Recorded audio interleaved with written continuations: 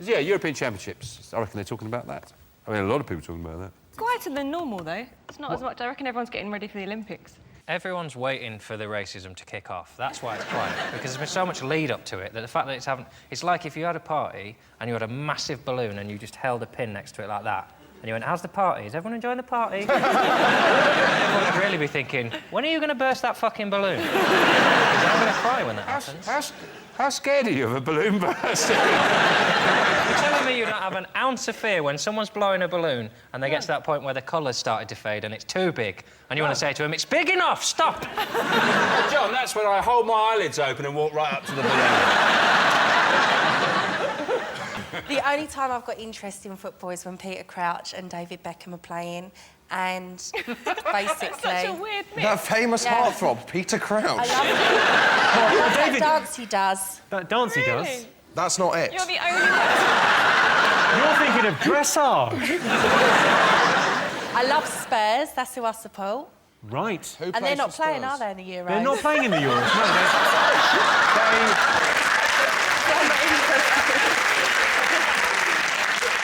As a Spurs fan, you'll know that the Spurs manager left this week. His name was... Jose Mourinho, then. Jose Mourinho. Jose Mourinho. He's got quite a fancied Cockney him. accent now. He's really picked up English, Jose Mourinho. Oh, is it Harry Redknapp? Harry Redknapp. That's it, I love Harry. I He's love gone. Harry. You know what I didn't like about the match against France was it started at 5 o'clock in the afternoon, which means I have to watch it with my kids, which ruins it, because they just ask loads and loads of questions. So it starts off, they go, who's in the white shirts? You go, that's England. Oh, we live in England, don't we? Yes. Who's in the blue shirts? That's France. Why is he wearing yellow? He's the referee. What does he do? He tells all the rules. What are the rules? You can't pick the ball up. Why is that man picking the ball up? He's the England goalkeeper. England? Why is he wearing green? You go, oh. In the end, I just recorded it and put Happy Feet on and got my own back. You go, why is that penguin talking? They can't knit scarves. You're not actually collecting the stickers, are you? Yes. The Panini stickers book. Yeah, but I didn't want it to come out like this. I thought I'd at least entice a girl back to my bedroom before I brought out my swaps. How many do you need now? How many do I need? 250 stickers and one girlfriend. Does anyone have the England shiny?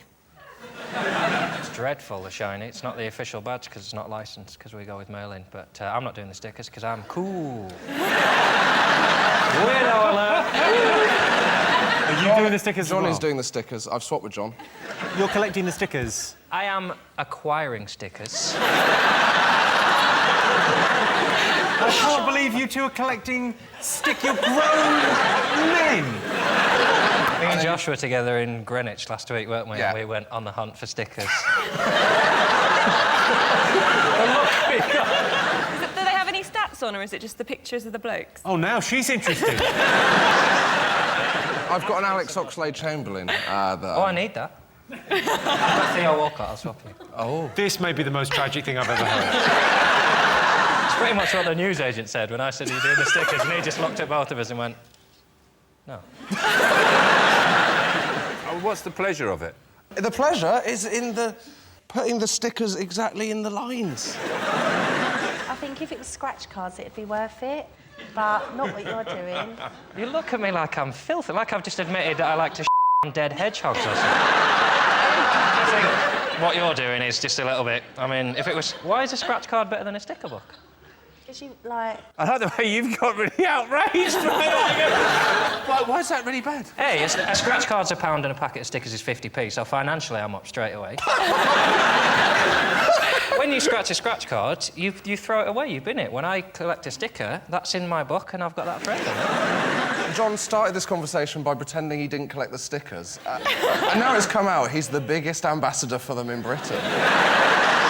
Here's an amazing statistic. Going into this tournament in the Euros, England have never won their first game, have never beaten Sweden in a competitive match, and have never beaten the hosts of the tournament. I learned that in a sticker book. Is it gay marriage? Or garage, as I like to call it. The church are concerned about it. that they'll be forced to marry gay people in churches. It's like they've thought, this is the thin end of the wedge. What next? Horses? Don't 80% of people under 50 are they supposedly for gay marriage? So what's the problem? Yeah, just Have a get vote, over come on. it. It's the problem they've got is they've got a very, very diminishing congregation. People say churches are half empty. They're not. They're too big.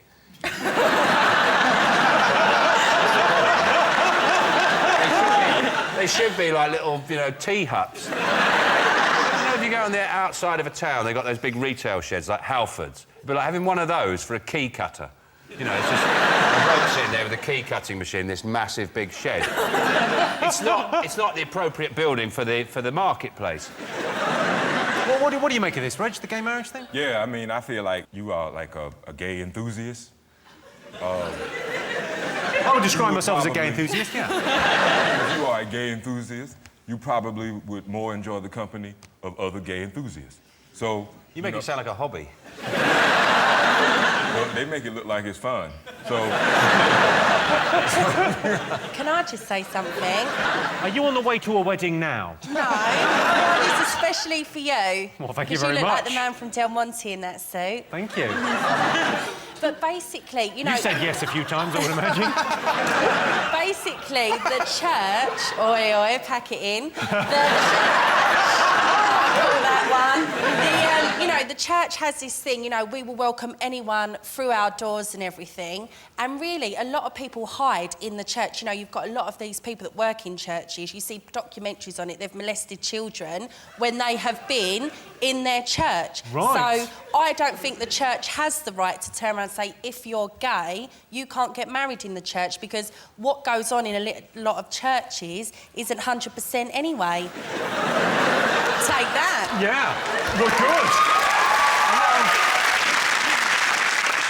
Of course I know what you mean. A lot of what happens in churches ain't 100%. That's a fact. It's inherently un-Christian to discriminate in any way. The question you should ask as a Christian is, who would Jesus do?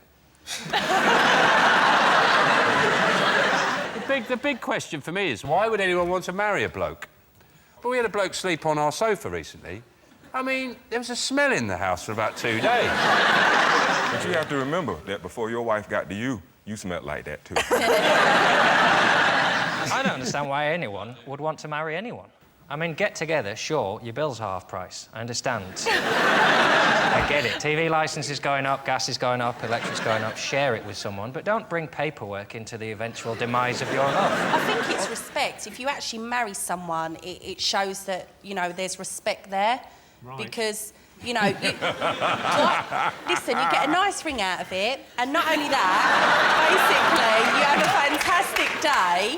But if you've been with someone for years and they can't even get down to Tiffany's and buy you a decent ring, get them gold. Do you not know where Tiffany's is? Yeah, Bond Street. Nip down and get one yourself then, love. No, Jimmy, I'm not saying that. I can buy my own ring. Josh, what do you make of gay marriage? I don't like going to weddings. I find it stressful. I'd just get rid of marriage. If you don't have weddings, the only time the whole family gets together is at funerals. And that is depressing. Very true. Not all the family, because there's one that's...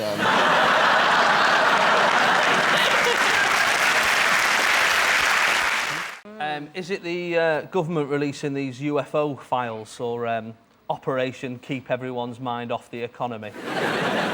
Apparently we're being visited by 11,000 UFOs or something. Only 5% are actually unidentified flying objects. The rest are like planes and stuff like that. And I think they can be sort of whittled down to 5% of people are mental. Yeah. There was one bloke who spotted a UFO land on a bypass in Somerset, right? It landed. 2 figures got out, dressed in black, and one of them checked the engine. Who is flying at light speeds to get here? One of them's gone, oh, cam belt's gone.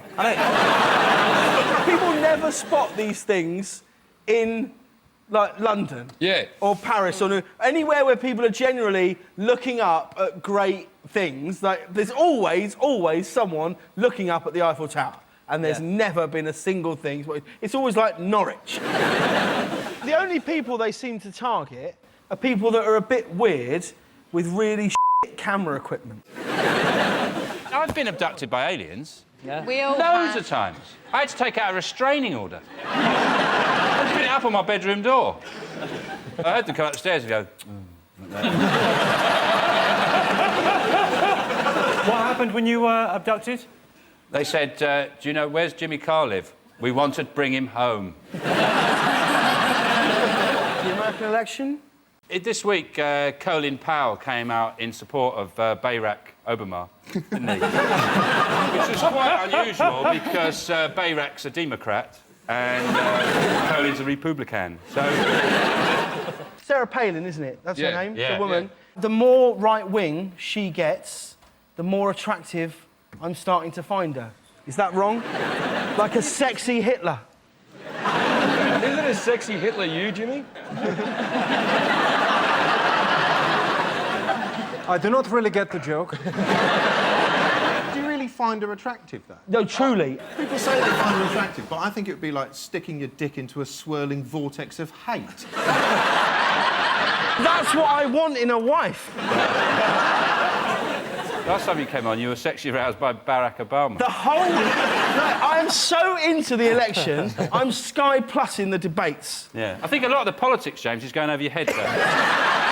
Charlie, you presumably watch an unimaginable amount of TV. Have you watched the debates? I did watch the debates. I watched the debates on CNN, which was mesmerising, because they had a little voter approval graph at the bottom, which was like a wobbly line, hooked up to some Ohio voters, and they twist a dial. If one of them said something they'd like, they'd twist a dial up, and if they didn't like it, they'd twist it down. So there's this wobbly line going. And all you did was end up staring at the line. And then I was kind of thinking it would be nice if people had those approval graphs on their heads when you were talking to them, so you could tell if they were interested in what you were saying or not. And then I realised that's basically facial expressions. Okay, well, incredibly, it's not one of the most talked about things this week. It's been in the news a lot, but not one of the most talked about. The US election campaign continues. John McCain has a purple heart from his days in the army. He also has a purple face and shooting pains up his left arm. If McCain wins, he says he'll start with a clean sheet, which he'll cut 2 eye holes in and then pop over his head. OK, Jason, back over to you. What else have the nation been talking about? Well, we think it might be Omar Bakri slagging off the X Factor. He says it's against Islam. That's because the auditions are held at Mecca, but he thinks it's the city, not the bingo hall. He's got a bit mixed up. I think he should approve of Danny Minogue, because she, in a way, is kind of wearing a burqa, isn't it? Yeah. If you look at her face, the only thing that moves is her eyes. It's like she's wearing a flesh burqa. Flesh burqa. She does, she just sits there and goes... Nothing moves. Even when she talks, her lips don't move. The thing I really don't like about the X Factor is when they do... You know, they do the same songs over and over again, so people do, like, unique interpretations of songs, don't they? So someone will go, I believe children of future... And you know, they do stuff like that with the song. And I think, oh, stop it, Sean. Stop it. I don't like the song anyway. You're taking something I hate and making it worse. I don't like the little 4-year-old boy who's wandered on by mistake. The one who looks like... he looks like a fetus. He looks like a fetus of Jamie Oliver. They've been growing in a bag and they've accidentally let him out and now he's singing about his bloody problems. That's what they should do with the X Factor now, because he's put a fatwa on the show, right? So I just say, execute the next person that's voted off, and then we'll just call it quits. Because when they're gone, they're dead to us anyway. If JLS go this Saturday, I won't mind if they're shot. You could have a record contract. You, not great news. Maybe Al-Qaeda have just caught on to the fact that to get any publicity in this country, you have to attach yourself to celebrity. They've realised, they've thought to themselves, well, obviously, that's the only way we're going to get any attention if we have a go at celebrities. I wouldn't be surprised if soon Osama bin Laden is releasing his own fragrance in time for Christmas. It's called, like, Infidel. Infidel. It only comes in 50ml bottles, so you can take it on a plane.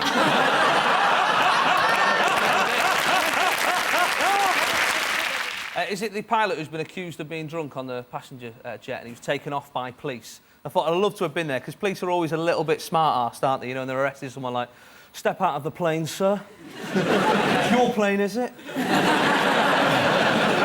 What speed you were doing? 600 mile an hour. Yeah, I know. They're all making a hoo-ha out of it. It's automatic. All he's got to do is press a button, It's as simple as that. Yeah. It's trickier than that. You can't even work straighteners. I did this with straighteners, actually. GHD? Yeah. Yeah, did you get the new thin ones? The Oh, my pink God. ones. The new pink ones are amazing, aren't they? All right, got one. Come on, Jimmy. I think this is a sad story, because you just think to yourself, is there nothing you can drive when you're pissed? Is this what it's come to? You can't drive a car, you can't fly a plane, a boat, a bicycle. I mean, what is there left for us? The man with the arms. It's been announced that the world's first double arm transplant is recovering well, so we polled our studio audience and asked them, if you lost an arm, would you rather have a robotic arm or someone else's as a replacement? This is the guy he had in Germany, didn't he? He had two arms transplanted on. But didn't he lose his arms in a shredder? Yeah, he's a farmer. Yeah, how do you lose two arms? Like, did one arm go in and you go, oh, I better get that back. Oh, now look what I've done. Wouldn't it be a bit like sawing a leg off a chair? Like he lost a few fingers and then he thought that doesn't even out, so I'll just shove a bit more of this arm in. Guy, when he recovers, he can do things like he can just go bang, hit someone in the face. Not go, me. Not me. Wasn't my arm. Bang, the guy was a nutter. God, I find it so strange if I was going out with a guy and he was, you know, getting a bit busy, romancing, and he just said, you know, these aren't my hands. What if, though, Olivia, he was getting busy in the bedroom, you're getting a bit amorous, things are getting heated, he pulls away, the arm stays. The alternative for this guy, as opposed to getting someone else's arms, robotic arms. If I did get a robot arm, I'd want it not to be just like a claw, like an Abu Hansa. I'd want it to have, like, Swiss Army knife functions. I'd like a bottle opener, a corkscrew. He wants a frying pan there and a whisk.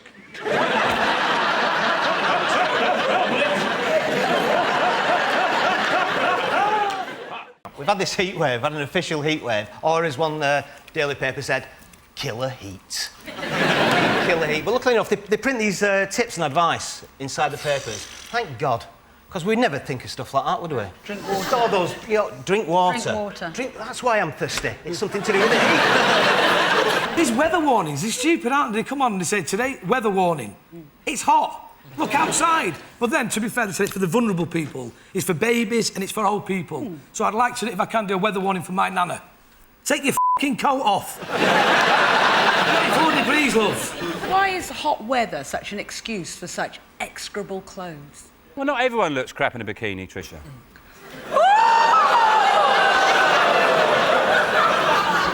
Sorry, what was that? That's when because he was being a moose. He was being a moose? No, moose is like this.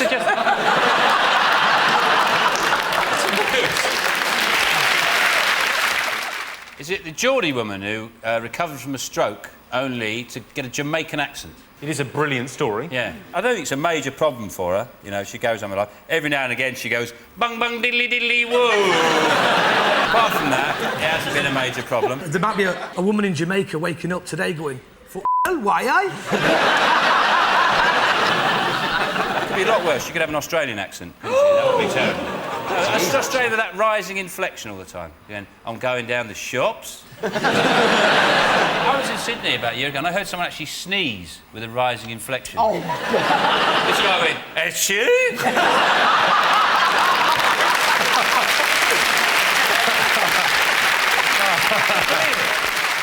I love Australia. I was there about a couple of years ago. I was there, I was watching my career go down the drain in the opposite direction. One of the things we have on our show a lot of the times, I go up to somebody in the audience who's blonde-haired, blue-eyed, and then they start talking like that, in it, man, you know, wicked. And I said to this guy once, I said, why are you talking like that? I'm black and I'm not bloody talking like that. What the hell are you talking like that for? He was giving his view and said, you know, bring it on, innit. Is this? Oh, were you saying in it or? No, they say innit. They say in it. In it. You could not cut it in the ghetto, Jimmy. I couldn't cut it in the ghetto? You could not cut it in the ghetto. Get out of my face.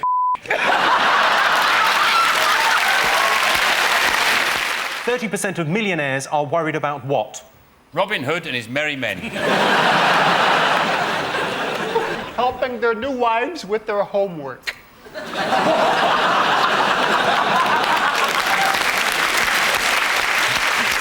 it the admiring glances of Heather McCartney? You're kind of close with that, in a funny sort of way.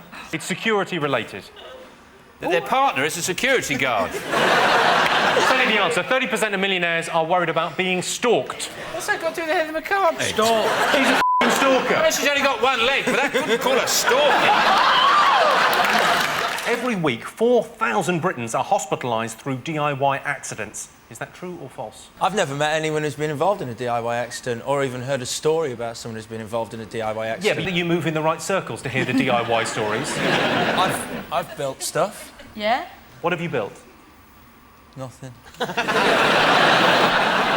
help the woman who marries you. Why? Because you don't... What do you do, then? I'm an attractive prospect, Tricia. Are you good around the house, Emo? No, my light bulb burns out, I sell the house and move. I bet Dave does DIY. You look kind of a No, DIY. I don't, and I think that's probably, you know, people do get hospitalised because men are generally at DIY. The ones who are good at DIY do it for a living, basically. Why are men on this planet? If you All right, cannot put out Tricia, the rubbish okay, into DIY, okay. why are you here? Bridges, roads, hospitals, everything you can think of that's ever been invented. Western civilization, in short. But Sean, if we don't give you a little bit of how's your father, never mind about building... How's your father? How is it way back there in the 50s? I'm trying to be polite on the television. All right, Have you seen your show? Never mind building civilizations. You can't last 2 days without a bit of sex. Listen, you shelf hooer. You're putting out... Is your house just covered in shelves? Your husband's going, it's brilliant. Every time I put one out, No. she puts up. He can't. He can do a bit of deal. Can he? Yeah. I bet his shed's fantastic. His shed is great. He's got an amazing shed at the garden. Yeah. With a combination lock on there, a drawbridge, everything. I'm in the shed, he's got a gun turret. No! I'm in the shed! Yeah, just stop! 64% of men believe they have a higher pain threshold than women. Is that true or false? You don't get colds, do you? You get the flu. Yeah, but that's not pain, is it? Pain's like getting your dick caught in your flies. That's real pain. No, real pain is giving birth. It's like, as Diana Ross once told me, it's like in a fridge. Actually, I read in Cosmopolitan, I was in some doctor's surgery, it said the most painful thing that a woman can have done is have the nipples clamped. And I thought, no, having them towed away has got to be worse. But I think, actually, having said all that, women do have a higher pain threshold because they go through all sorts of stuff just to feel and look good. It is all painful stuff you put yourself through just to attract, well, just to look good and feel good. And for us, You were going to say attract men, well, weren't you? in a way, yeah, in a way. But, I mean, there's a bloke in Lee this week got arrested for shagging a frozen turkey, so, you know what I mean? It's like... So we're wasting our time, is that what you're saying? Tricia, you're in a really bad mood tonight, aren't you? Well, just questioning everything. Because I'm the only girl here. No, I'm not. Alex is the other girl. Do you have a pop at our little Alex? No, Alex is more of a girl than I am. He's all sweet. Why would you say I was a girl? But you're sort of, I can't do it. Is that your impression of me? You're sort of... Are you sitting there doing an impression of me? Are you sitting there doing a... No, you're all sort of delicate. I can be fairly rugged. Go on, then. Go ahead. Go on. Let's have some ruggedness. Yeah, All let's right, do then. rugged. So anyway, I was watching the football. Yeah? I don't know if I can pull it off. Really? Yeah, just push me. Just a push. Hang on. Yeah.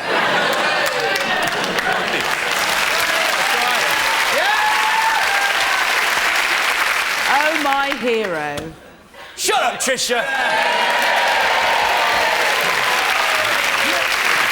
I've said that so many times to the TV, it felt totally different in person.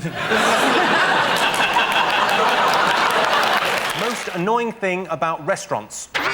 I went to a restaurant and the waitress was on crutches. And she brought the bread rolls in her mouth. Just gonna go and get the soup. I was in a restaurant and I dropped a fork on the floor and they gave me a new fork. So I dropped the napkin just to test it out and they give me a new napkin. So I pushed my ex-wife out of her chair. I'll give you a clue. It's service related. Is it losing the ability to say the word bill when you enter? Because at the end of the meal, nobody can say, excuse me, can I have the... You have to go, excuse me, can I have the... Unless you're in Spain. No, Spanish for the bell is la cuenta. Yeah?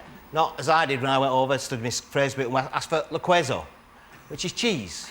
And he's like, queso, everybody? I go, yeah, pay for everybody. Queso round. Queso. Dump. For f***'s sake. Worst place to cry. Is it from your ears? I imagine a bad place to cry would be a photo me booth. You get your passport photos done. 'Cause every time you went to a country, you had to go. OK, worst place to cry. Antarctica.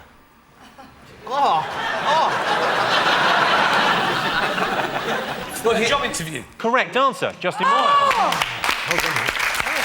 Yeah, the worst place to cry is at a job interview. That's according to the survey, but in my experience, it is definitely during sex, especially if the sex is during a job interview. Did you know, for example, the average amount of money left by the Tooth Fairy is 88 pence? And that's because she was made bankrupt by Rob Beckett. Yeah, we're going in early. 1 in 5 Brits never carry cash. I'm 100% contactless, and by that I mean lonely. They're quite easy to manipulate, aren't they? Hoovering typically burns around 50 calories, which begs the question, why is your mum so fat? Is it because your house is filthy? Just like your mum. Right, let's get started.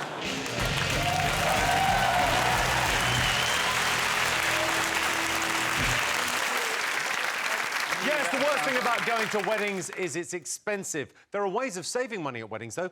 Just go up to the pile of presents, pick the biggest one, and where it says from, just write, and Jimmy.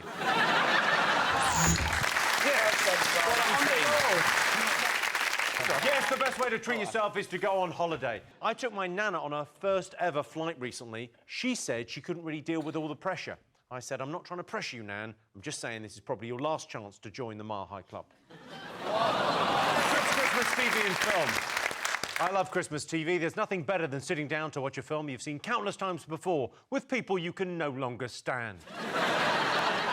So those were the nation's favourite things about the festive season, but also on the list, decorations. We've got a Christmas tree in our office, but we're very sensitive to other faiths, so we've had it circumcised and put it in a burqa.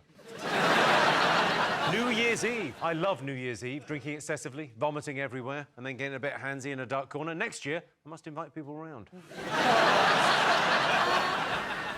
And last Christmas, we had loads of carolers outside our house. They had flaming torches and were singing a carol I'd never heard before, something about pedos out, pedos out. It was absolutely delightful. Well, I can tell you, losing your phone is not one of our top fears, but when it comes to new technology, I have to admit I'm a little bit behind the curve. I only found out my pager had stopped working when I read about it on CFAX. Last year, the Mueller report cleared Trump of collusion with Russia, which was great news for Trump and even better news for his boss, Putin. 73-year-old Donald Trump is up for re-election later this year. It's not something I thought I'd find myself saying, but come on, prostate cancer. So those were the nation's most popular talking points, but in other news, schools have begun giving out free sanitary towels. Nothing new. We had free periods back when I was in school. And Prince Andrew may lose his 24-hour security detail, which I don't think will bother him because he's never allowed to leave the house again. You can say what you like about Prince Andrew, but... No, apparently you can't. We lost a classic American hero last week in Kirk Douglas. Wouldn't it be great if Donald Trump could be more like Kirk Douglas? Dead.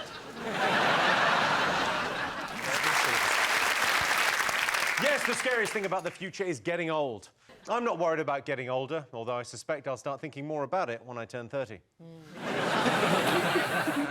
Well, fuck you. Did you know, for example, 66% of the human body is made up of water, unless that human body is your mum's, in which case, it's biscuits. 3% of the UK think they have superpowers. I have a superpower. I can levitate. Well, not completely, just my tinkle. Only when I'm looking at other tinkles. And Toilets use up to 35% of your home's total water consumption. That's why, to save water, I go to the toilet in the shower. Although it can be tricky pushing it through the plug hole. Yes, it's Love Island. In the age of Me Too and political correctness, Love Island is essentially ITV2's way of saying, go on, treat yourself, have a wank. Donald Trump. Sending Donald Trump to a climate change conference makes about as much sense as sending Mary Berry to Love Island. Trump's impeachment has started, but the question is Trump guilty? And the answer is yes. Yes, he is. I like Trivial Pursuit because I always get the questions right. Shall we play Trivial Pursuit? No. Correct.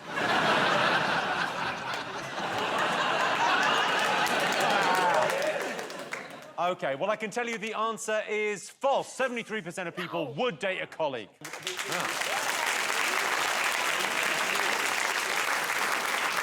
There's nothing sexier than secretly dating someone at work, exchanging illicit glances and calling each other by your secret pet names whilst your colleagues don't suspect a thing. Isn't that right, Big Knob Rob?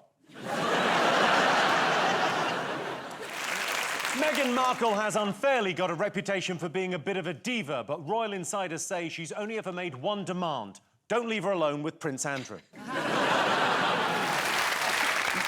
Oh, well, I can tell you, dating apps are not one of the best inventions of the last decade, but dating apps are amazing. It's like someone looked at Deliveroo and thought, this is great, but would it work for chlamydia? Tinder has significantly streamlined the dating experience. It now takes less time than ever to get to the point in a relationship where I'm sitting on the end of the bed in tears, apologising with a wet leg. Why is everyone so worried about the Chinese listening to our conversations? Just don't speak in Chinese. So those were the nation's most popular talking points, but in other news, it's been revealed that HS2 is going to cost £106 billion. It's the biggest waste of money since your mum bought that treadmill. Following our withdrawal from the EU, the pound is now worth less. Sorry, I've read that wrong. The pound is now worthless. Luckily, in the playground, I knew how to make the bullies laugh by tickling their balls with my tongue. Did you know, for example, 2/3 of human communication is by gesture, not speech? Sounds about right. People are always waving at me. All right, Jimmy? More than half of Brits enjoy meat substitutes, or as they're more commonly known, dildos. And 63% of British women say size does matter. So if you're a man with a small penis, little tip, and little shaft, I'd imagine. I'm going to say true. OK, so I can tell you the answer is false. Only 36% of people think their life would make a good reality TV show. A friend of mine got on that reality TV show, One Born Every Minute. She was absolutely dilated. I don't like virtual assistants. If I want to talk to someone vaguely human, made out of plastic with a woman's voice, I'll just chat to Catherine. Some virtual assistants can't understand thick regional accents. I know how they feel. It's been 4 series, and I still don't know what that Cockney horse is saying.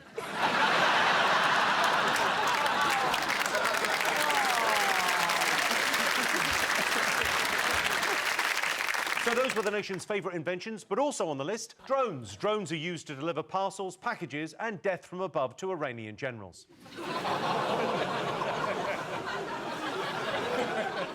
And contactless payment. Even my nana's gone totally contactless. Now she's in a home, no one visits her.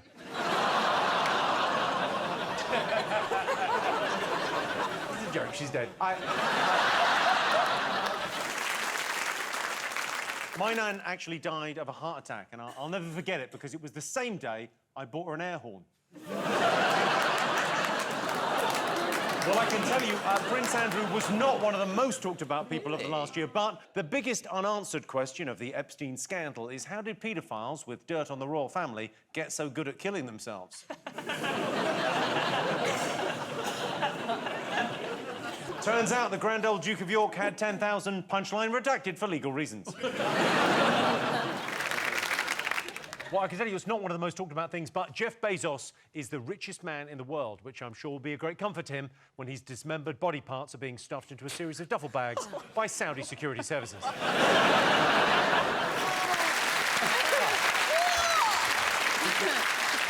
Well, I can tell you, Love Island is not one of the most talked about things, but contestant Connor opened up about having a threesome on a first date.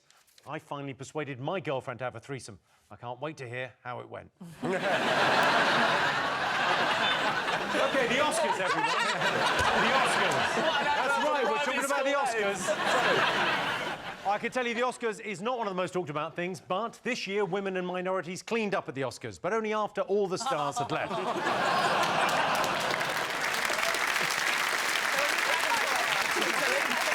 Parasite swept the board at the Oscars. It's a Korean film with subtitles, which means, sadly, Rob will never get to enjoy it.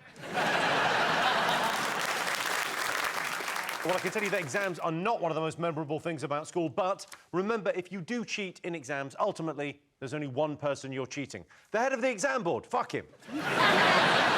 Did you know, for example, 44% of vegans live alone? I'm not surprised. You can only open so many windows. 40% of Brits wouldn't give up their seat for a pregnant woman. I got into trouble when I offered my seat to someone I thought was pregnant. Turned out, just fat. He was livid. And 2% of Brits connect to the internet using a dongle. I almost broke my dongle using the internet. It completely overheated and started leaking. Turns out it was a virus. Yes, the worst thing to do at the office Christmas party is tell your boss what you really think of them. A popular tradition at the office Christmas party is kissing under the mistletoe. But be careful, it can lead to fingering under the boardroom table. The world is facing a catastrophic pandemic. There have been over 2,000 cases of bubonic plague reported in Madagascar. But the good news is, Madagascar. So those were the top 3 things Brits are afraid of. But let's not forget fear of clowns. Big silly grin, bulging eyes and orange hair. Rob, are you scared of clowns? Big rubber face, silly clothes and a fake nose. Catherine, are you scared of clowns? Our dinner ladies at school weren't a great bunch, but there was one DILF. I wouldn't have minded putting a toad in her hole. Well, I can tell you, selfie sticks are not one of the best inventions of the last decade, but where would we be without camera phones? Well, probably in snappy snaps, awkwardly explaining why we've asked them to develop 24 pictures of our gentleman junk. Yes, the worst thing about living with housemates is them not doing their share of the housework. I think I do my share of the housework, but my girlfriend claims pissing skid marks off the toilet bowl doesn't count. In with a bullet. Boris gave the Conservatives their biggest ever majority, which was lucky, because if there's one thing the Conservatives can't stand, it's minorities. Did you know, for example, 15% of British men own a man bag? My uncle carries a man bag everywhere. Always has, ever since his prostate operation went wrong. 25% of Brits say they'd like to be in the royal family. Well, that's good timing, because there's currently 2 vacancies. Probably a third before the end of the year. You've got options on who that punchline is about. And within 6 months of a pet dying, half of all owners get another one. When my dog died, I had him stuffed, so it feels like he's still here. I mean, the sex isn't the same, but still. I know a great way to keep a secret. It doesn't always work, but you could try having Jeffrey Epstein killed. Well, I can tell you, Tracy Brabin's off-the-shoulder dress was not one of the most talked about things this week, but Tracy Brabin has received an incredible amount of support, mainly from her strapless bra. Well, I can tell you, Christmas presents are not up there, but this year I'm going to get my girlfriend a terminally ill puppy. That way, she gets a dog, but it is just for Christmas. It's gonna die anyway. OK, so, well, Joe, you were pretty much there. It's what your mum taught you. Cooking. Cooking is exactly right. Cooking. Yes, the most useful thing most Brits learn from their parents is how to cook. Also on the list is how to shave. Thanks, Mum. Never been smoother. Yes, it's the Masked Singer. The Masked Singer is South Korea's second most popular TV format after The Dog's Bollocks, their #1 rated cooking show. People have different accents in different places in the country. People from Liverpool have a Scouse accent, people from Newcastle have a Geordie accent, whereas I speak properly. Yes, the coolest job is being a spy. The best thing about being a spy is that you get to die of Novichok, which is what's going to kill Eamon Holmes. Novichok, and then Novichok, and then Novichok. Did you know, for example, nearly a third of people don't read instruction manuals, and the results can be catastrophic? I set my penis pump to blow instead of suck, and now I've got an innie. 57% of Brits think World War III is likely in the next 10 years. But will I be able to enjoy World War III if I haven't seen the first two? And 20% of Brits are happy to eat things that are well past their use-by date, which I think means Grandad still gives Nana a treat from time to time. The answer is false. Only 39% of people have avoided going to the doctor because they were too embarrassed. I went to the doctor and showed him my penis. I asked, is there anything I can get for this? He said, I don't know, a tiny vagina.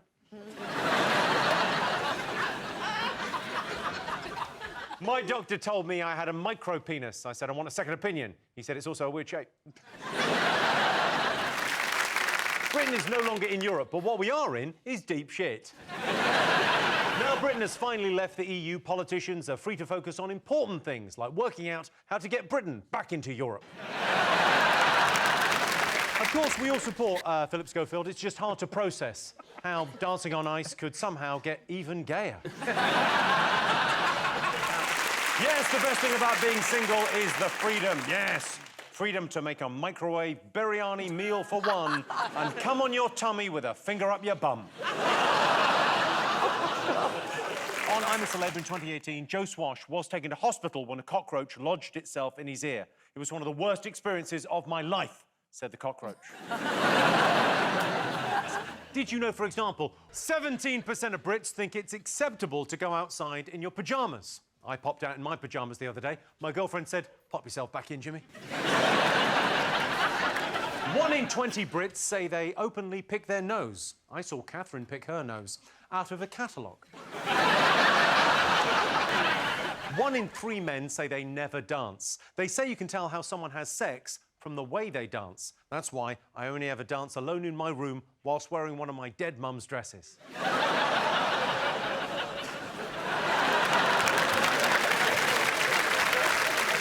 Yes, it's Gwyneth Paltrow's vagina-scented candle. Gwyneth Paltrow's so up herself, and so are her candles. Gwyneth Paltrow's got married again recently. Who's the lucky fellow? Chris Martin. He's well shot of her. Well, I can tell you the school bus is not up there, but the back of the bus was always the cool bit. I never really understood what Rosa Parks was so annoyed about. My favourite bit of Christmas dinner is that bit at the end where everyone fucks off back to their own houses. I like to shower my girlfriend with gifts on Valentine's Day, and by gifts I mean sperm, and by girlfriend I mean tummy. Words can't express how beautiful I think my girlfriend is, but numbers can. 3 out of 10.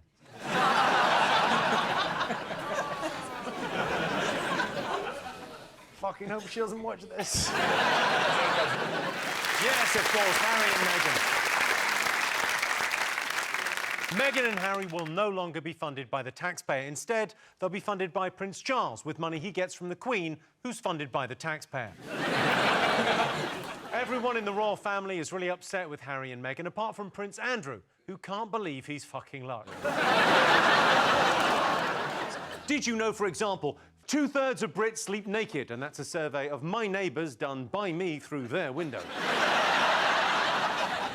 The average Brit spends 4 days a year looking for a parking space. It can be a nightmare. The amount of times I've ended up just landing it on the roof. And 28% of people have cheated at a pub quiz. I once cheated at a pub quiz. My girlfriend was livid when she found me in the disabled toilets with a barmaid. They say those who can do and those who want loads of holidays and to finish work at 3:30, teach. Yes, the best way to impress someone you fancy is to be yourself. I met a very pleasant woman online, but when I went to meet her, I felt disappointed, betrayed and upset. She wasn't a pleasant young woman at all. She turned out to be a gang of vigilantes. Harry and Meghan say they'd now like to split their time between spending your money in the UK and spending your money in Canada.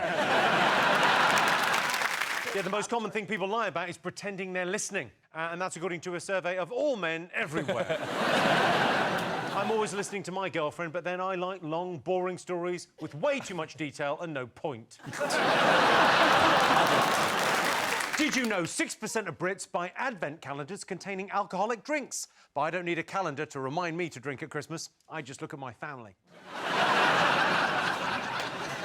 16% of grandmothers say Christmas is the only time of year they get drunk and let their hair down. So it's not just Santa that comes but once a year, right, Grandad? And 15% of Brits give their bin men a festive tip. Not me, I put the whole thing in. Oh, yeah. Yes, the best way to impress your boss is to arrive early. My old boss used to like me to run a tight ship. And when I say run, I mean wear. And when I say ship, I mean shorts. In England, we have Deliveroo, Uber Eats and Just Eat. But Scotland's most popular delivery service is send the wee man for chips. Yes, the worst thing about owning a pet is when they die, especially if it's a guide dog. You never make it home. Oh, Jimmy, you can't do that. Oh, Jimmy. I'll never forget where I was when I found out my dog was dead. In my car, reversing out the drive. No. All right, well, we'll do 8 metres and then we'll see. OK, so I'll hold I've that. got something that's half a metre long. Johnston. Well, I guess we have someone with us who was at probably the most famous sporting event and probably the most famous sporting day of last year. Did you get tickets? It's their Olympics and the legacy and all that. But London's Twitter account still has 1.5 million followers. I just think tidy your account up. They haven't tweeted for a year. It's time to stop now. But the Olympics was fantastic and you've done very well. But for you, it's been spoiled by their inability to tidy up their digital messaging. It was a fantastic event. I think Britain did a fantastic job. Not only the team, I mean, all the people behind. I mean, I think everything was absolutely perfect. So, well done, Britain. Well, well done us. Yes. Well done, Britain. How far did you actually jump in the final? 8 metres 31. I genuinely don't know how far that is. If you paced out, how far would it be across? Well, if you do 8 long paces, then like a foot. 8 long paces? Yeah. All right. You've got to do it right, though, so it's hang on, 8 long paces. All right, so 1, 2, 3, 4, 5. Fuck off, no way did you... You did 8. Well, you're probably being a bit generous. Well, we've got a tape measure. Throw us a tape measure. Hang on, so I'll hold this. It's not long enough. 8 metres. Exactly. All right, well, we'll do 8 metres and then we'll see. OK, so I'll hold that. I've got something that's half a metre long. It's not me, no. I carry around a ruler with me. OK, so that's 8 metres, and then you went a bit further. Like, so, yeah, about here, where I'm standing. That is mental. There we go. I'm gonna have a dart. Well, you had a running start, yeah? Yeah, you can do it standing if you want. All right, I'm gonna do a standing start. Gives it. Go.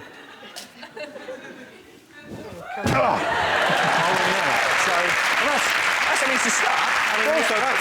I haven't done any training. You've been at this for 8 years, so... that's true. That is I reckon with the right funding. That is pretty impressive, though, isn't it? Thank you. That's pretty impressive. Come on, let's one more. Gold medal.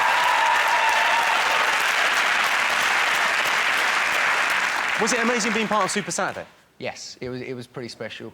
I mean, it goes down as Mo, Jess, and that random ginger guy who turned up as well on the day. But your life will be different after tonight. Oh, really? Yeah. I don't know what Nancy's got planned for you. Sounds like the ginger kid's getting laid.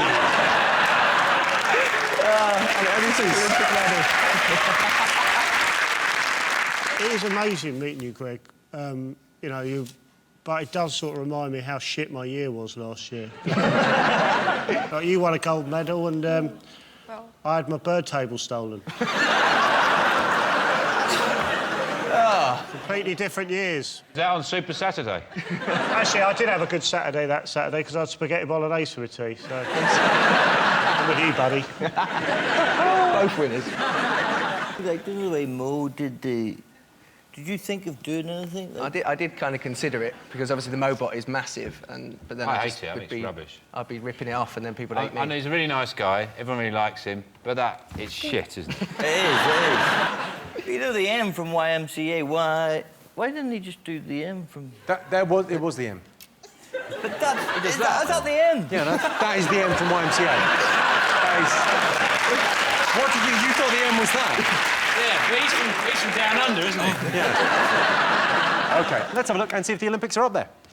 Of course, the #1 thing, the Olympics. Jess Ennis was at the peak of physical fitness in the heptathlon. Watching her, I couldn't help feeling ashamed of myself because I could see what I was doing reflected in the telly. Sean's team, what do you think the nation enjoyed over the last year in the sporting world? Well, I would say Andy Murray would be one, wouldn't it? Winning the US Open, the first title he's won, and he won an Olympic medal, didn't he?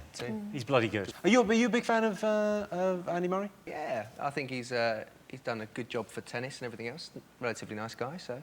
Relatively nice guy, wow. Wow. All right, get a room, Jesus. He's a relatively nice guy. He's done a good job for tennis. Well, his problem is he had to eradicate his personality, because when he started, like, you can see on court, he's clearly got a lot of passion and things, but when he started, he would mess about in interviews and do jokes, and he's got loads of abuse for it. So now he just deliberately tries to be as tedious as he can. His interviews now, after, like, the most incredible tennis game, go, yeah, it was quite awkward because I hit the ball, but he moved where I'd hit it. So I had to hit the ball to the other side, but he moved again, so I kept... Then I tried to go down the middle, but he was there as well. It was absolutely... He lost 2 toenails, but they didn't say which 2 it was, because it's only your big toe and your little toe that have names. This is 100% true. Andy Murray, during the final with the US Open, he lost 2 toenails, turned black and fell off during the game. But, sorry, so we don't know which 2 because they've... Because it's only your big toe and your little toe have names. And big toe's the only toe that actually does anything. All the rest of the toes are just hanging around with him. Like, if you move your toes up and down. OK, all right, yeah, I'm doing it. I know, everybody's doing it. I'm doing my big toe now. But the big toe's the only one that actually goes up and down. All the rest of them are just going, what's going on? My little toe's in a real bad way. It's rolled right over. But you don't get this on the commentary, do you? You never get a commentator going, and I imagine Andy Murray's toes are going black. Do you play tennis at all, Joe?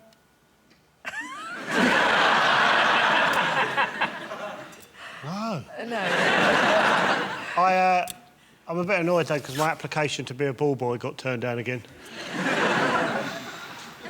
I don't know why I bother. That wasn't by Wimbledon authorities, it was actually by the local police. Yeah. You could just pick the balls up and just press them against your beard. Carry them in your beard. That'd look a lot better.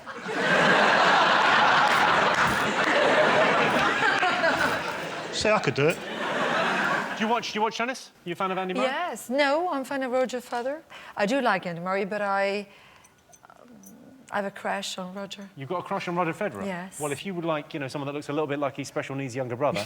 Well, that's what I said. Look no further, my friend. You look like Federer if he stood in front of that ball cannon. Just went... What are you saying? You look puffed up. Emma, you come second. Well... not often. You do. You just said. Well, I can tell you, Andy Murray is not in our top 3, but I don't mean to take anything away from Andy Murray, but let's put this into perspective. Andy Murray has won 1 Grand Slam, which means he's won just 1 more Grand Slam than me.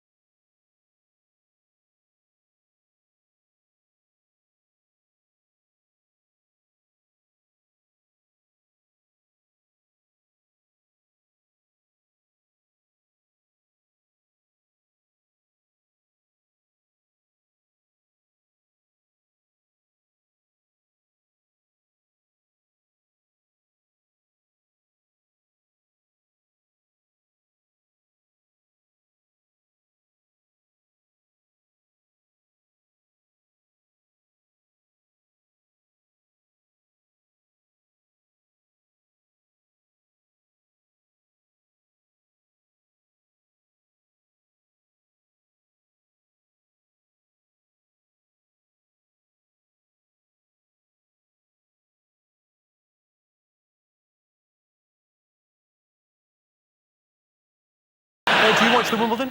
Yeah, I watched Andy Murray beat the French guy. I'm quite surprised he beat him and the French guy didn't just surrender after a couple of sets. Nice. There's a new word, isn't it? Because it's henmania, and now they've got andymonium. And I think, really, it's got andymonium. I think, really, it should be called Andy Pandemonium, shouldn't it? He's a right miserable-looking Murray as well, isn't he? Yeah, as opposed to your good self, frankly. Not a 21-year-old millionaire who looks like if they let him near the umpire's chair, he'd hang himself off it. It's so boring, tennis, that the slightest thing, the crowd go mental like it's the most hilarious, shocking thing they've ever seen. Federer's opponent sat next to him. Did you see that bit? The crowd reacted like he'd picked up a ball boy, swung him round by the ankles and thrown him into the crowd. Why do they throw the sweaty... It's horrible. They throw their sweaty headbands into the... It's horrible. We're in here for about 3 hours, sweaty... Imagine if Vanessa at the end just got her knickers off and went... The press are obsessed with knickers, aren't they? If you just were going, God, I can see her knickers, whoa, I can see her looking knickers, you'd be down as a pervert. You get arrested. The Sun can just go to the tennis and go, whoa, look at her knickers, she's got red ones on, whoa. It's the equivalent of standing at the bottom of the stairs at work just going, oh, I've seen your knickers. For some reason, it's fine. But don't you think that those sound effects, you know when they go, ugh, every time they serve and everything, ugh, and if you combine that with porn, where everyone's always going, ugh, ugh, don't you think it just puts ordinary people under colossal pressure? Because, like, very often you're being shagged and you don't want to make any noise, you just want to go... Oh. You don't always have to go, ugh, do you? Or you go, ugh. You just sometimes want to go... And you feel you have to. Why don't you just get him to shag you and put the tennis on in the background? Would you be tempted to go to Glastonbury? Yeah, I'm going on to Glastonbury. You get killed tonight, don't you? Yeah, 2 hours dead. Feel good. You should go to all the stone people at Glastonbury and... Make yourself white. Make yourself all white and then just unzip the tent like that and go...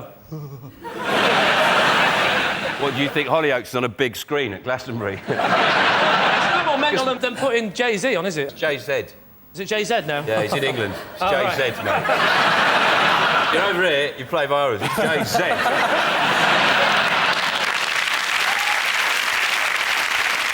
I did the Reading Festival, and all the tents are really close. You can hear the bands, they're not that far away. There was a band on stage when I was on, right, and there was like a sort of thrash metal punk band, and their finale was the lead singer has a shit onto a towel, Oh, no. then gets the towel and swings it round, and then throws it into the crowd. No. He's nicked your act. It'd be great if Nelson did that, wouldn't it? You are not expecting that, were you? Come on, it's a party! I'm 90! Valerie Singleton was at pains to make it clear that anyone who said she'd ever had a lesbian affair was lying because she hadn't. This is a fairly dormant rumour which has now been raked up by Valerie Singleton, so now everyone's saying, is she a lesbian? Does she have It's an not a rumour, it's one of the cornerstones of all knowledge. Valerie Singleton, you go, she's a lesbian, it's a fact. You know, and her saying she's not a lesbian has kind of pretty much rocked my world. Vanessa, let me ask you, as a woman, it's not a terrible thing to be called a lesbian, is it? I mean, it's not, you know, defamation of character. It's not a terrible thing it's to not be. a terrible thing. And then no. Chovy Well, it being... depends how you do it. If you go, you're a lesbian. You're going, you're a lesbian. You know, that's not nice, is it? It's the way you say it. Yeah. Lesbian! Hey! That's nice. Come in! Yeah. Lesbian! Another one. That's not very nice. In the story, it said that she had sex with Peter Purvis while they were... It's a great name, someone who's having sex. Purvis. She said that she got it on with Albert Finney. But she said that they never had sex. They, this is the quote, thrashed about a bit on the bed. What does that mean exactly? I'll show you. Come on. That was my penis screaming.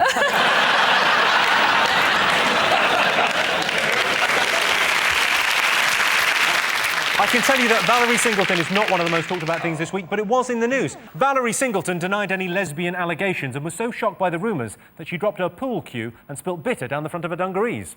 What else have the nation been talking about? Soldiers spotting the UFOs in Shropshire.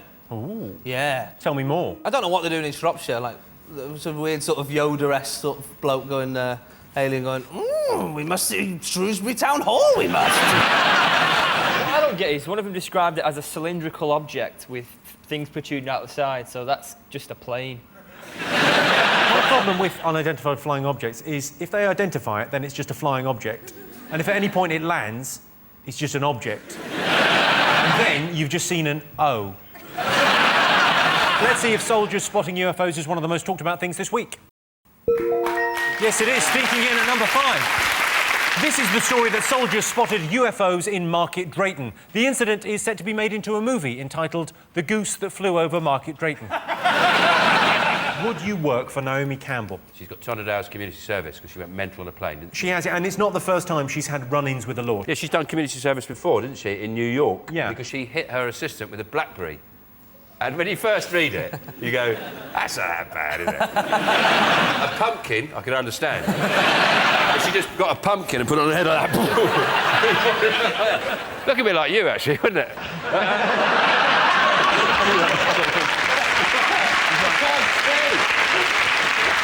For our Halloween special on this show, I just light a candle in my mouth. You just blow it and his eyes go out. But she went mental on a plane, didn't she? She went absolutely ballistic. Well, it was Terminal 5, I believe, had lost her bag. The first thing she said was, it's because I'm black and famous. And I think you'll find that BA are an equal opportunities bag loser. They don't lose anyone's bag. Doesn't care whether you're prince or pauper. What do you think of her, Vanessa? Do you like her? She's not an endearing person. If I were to work for her, I know the role I'd like to fulfil, actually. I wouldn't mind being her Brazilian waxer and pouring molten wax all over her pudenda. I think that would be a nice job. Well, same here, but for very different reasons. Lee, have you ever had a hissy fit? Like a proper showbiz hissy fit? No, I'm a very calm and relaxed person, Jimmy. You know that. I take everything in my stride. Yeah. Don't interrupt. Kate Moss, she never does anything like this. You see a picture of her pretty much every day, but you never hear her voice, do you? The reason Kate Moss doesn't speak is she's very beautiful, but actually she talks like this. Hello, I'm Kate Moss. I'm very excited about my new Top Shop range. I designed all the clothes myself. You have never been so sexy. Yes. Worst thing to happen at a wedding? Is it saving your brother's life, but then getting run over in a process and then dying in OB's arms? Because you died at a wedding. That's exactly what happens, yeah. So you've been written out of this thing? Is that what's happened? What do they say? No, they're keeping him in after he's died, Jimmy. he's playing a coffee table for the next 6 years. I am going back, though. I'm going back to direct it. Did they direct Hollyoaks? Yeah. Really? I thought it was just done with CCTV cameras. What would make you cry at a wedding? Is it when the first song they play is I Still Haven't Found What I'm Looking For? I reckon if the bride gets taken off by an eagle, and then the church is getting smaller and smaller, and then,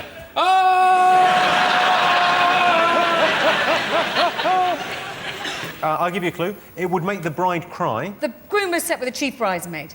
Correct. That's the right answer. There we go. Yes, the worst thing that can happen at a wedding is the groom goes off with a bridesmaid. Of course, the biggest wedding of the year was Wayne and Colleen's. Colleen warned the stag party not to play any pranks on Wayne that would ruin the wedding photos. I'm afraid to say, Colleen, that ship has sailed.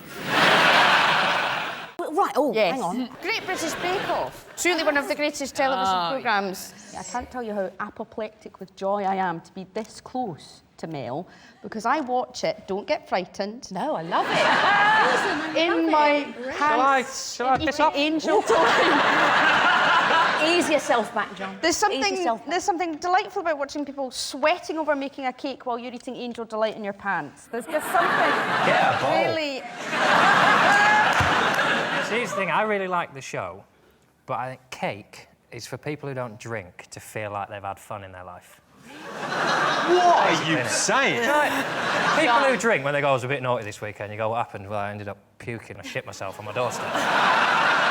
People who don't drink, they go, I was a bit naughty this weekend, you go, well, what did you do? They went, well, I had chocolate fudge cake. I watch it, I like it. Do you, Sean? I do like it. Well, I like it. It's like Midsummer Murders, but no one gets killed. Yeah. Gentle, warm, summery feeling, but there's no unnecessary killing of anyone. Have you thought of introducing maybe a murder mystery element to the show? That would be Very, Like, if you don't win, you get killed. Yeah. I can see Beza committing some murders. So are you like Beza? I probably shouldn't have said that. Mary Berry. She's lovely. I'd like to see her lose her once in a while. Do you know what I mean? You'd like to see Mary Berry go a bit Gordon Ramsay on one of them. Shove your macaroons up your arse. She's actually a lot younger than she's not younger than she looks, but her face has aged from opening the oven all the time. It's dried out all her skin. She hasn't got dry skin. She's about 30. Yeah. Years of opening ovens. There we go. It does have a great male sex symbol. Who's the male sex symbol? Paul Hollywood. Carol, do you fancy him? Well, he came on Loose Women and I nibbled on his brioche. Did you? Well, no wonder he came. You.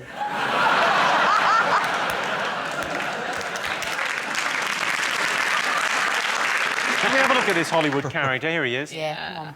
Oh, yeah. Oh, yeah. The most fun thing I've ever done in all of my life, seriously, was to steal Paul Hollywood's car and drive it half a mile away so that he thought that it was stolen.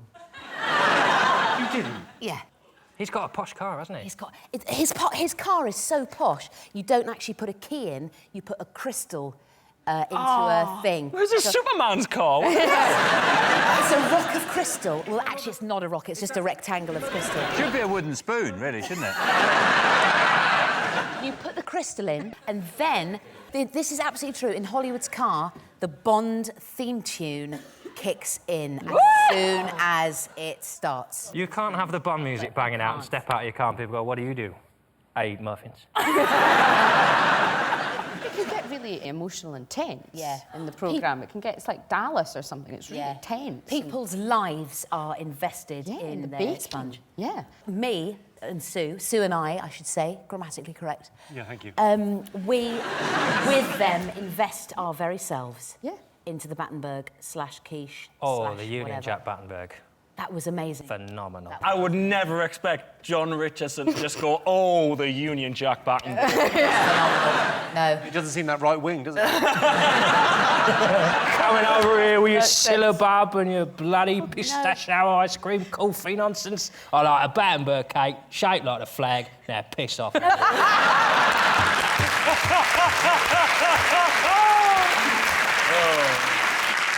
Well, I can tell you, the Great British Bake Off didn't make the top 3. It was actually 5th. Great British Bake Off features more yeast than any other show on British television, except Embarrassing Bodies does Kavos. Sean, what do you think of the nation's favourite TV shows? It's the David Attenborough's shows. They're incredible programmes, aren't they? Yeah. Yes, they're very good. He's run out, really, though. He'll end up just now looking under dustbins at woodlice. He's done everything else. The most famous scene of that was the giraffes fighting. Did we all see the giraffes? Necking. Yeah, in my head, that's how supermodels fight. Did you see the one with the birds? I think they were called shoebill birds. Oh, God, it was awful. That was... And the mum, it was like Sophie's Choice. What happened? She had to... Oh. The mum had to choose... I'm actually... Go on. I'm welling up. Go on, go on, I'm tell us. actually welling up. The shoebill mum had to... It was horrible. What did She had to choose? choose. She had to John, choose. comforter, for God's sake! This is a pain! She had to choose between her 2 chicks, which one to save. Which one did... Which one did she say? No? Which one did she say? She chose the stronger one. She didn't even choose the weaker one. But she's a good mum. That's what they would do, a good mum. Bad mum would go on, I'll have the weaker one. She knew that the race of shoebill would continue if she went for the stronger one rather. And also, she has no feelings. She's got a tiny brain. She's got a tiny brain and no feelings. So it doesn't matter, does it? The look in her eye, she knew what she was doing. No, she didn't. Her brain's probably about that big. No. Her eye, the weird thing about them is their eyelids, I seem to remember, flick around to the side. And she came into the camera and the eye went brrr, like that and flicked round, as if to say, I know what I'm doing. It was horrendous. Did they by any chance put some emotional swelling music underneath it to make you feel like she was making an emotional choice? Because they have to drown out the sound of Attenborough and the camera going, ah! Don't worry, I'll finish it off. You take the other one. It would be. I've got a shovel here. I'll sort it out. Don't worry, you fly off. It's like sandwich spread by the time he's finished. And again, David, stop now! Stop it! I bet it's Top Gear, innit? Yep. People like... Yes, of course. It'll be those three... Yeah. They're basically the twat in the pub, and then one day 3 pubs all closed, and they had to go in the car park. One of them filmed it on their mobile, and it just became... Genius! Top Gear, I used to watch when I was a teenage girl, and that is exactly why I'm a lesbian. Put me off Men for Life, that programme did. Then I'm a lesbian too. Yes, we're all lesbians tonight, John. Yeah. Mel? And me. Good.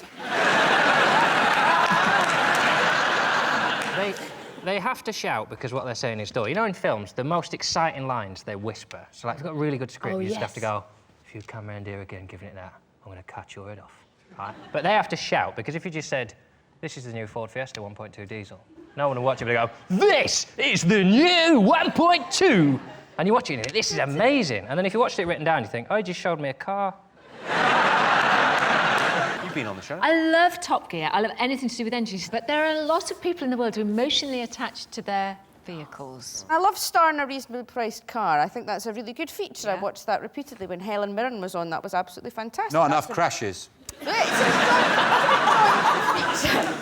I don't like the way that Jeremy Clarkson ends every sentence like that. Every sentence on the show, he ends with a thing at the end. That's how people from Doncaster talk. He's from Doncaster, and if you go to Doncaster, that's how they... Yeah, welcome to Doncaster. Is he? That's the Doncaster accent. Or that, or he's a bullshit charlatan without a personality. He's a bullshitting charlatan without a personality. You know his cock's made of denim.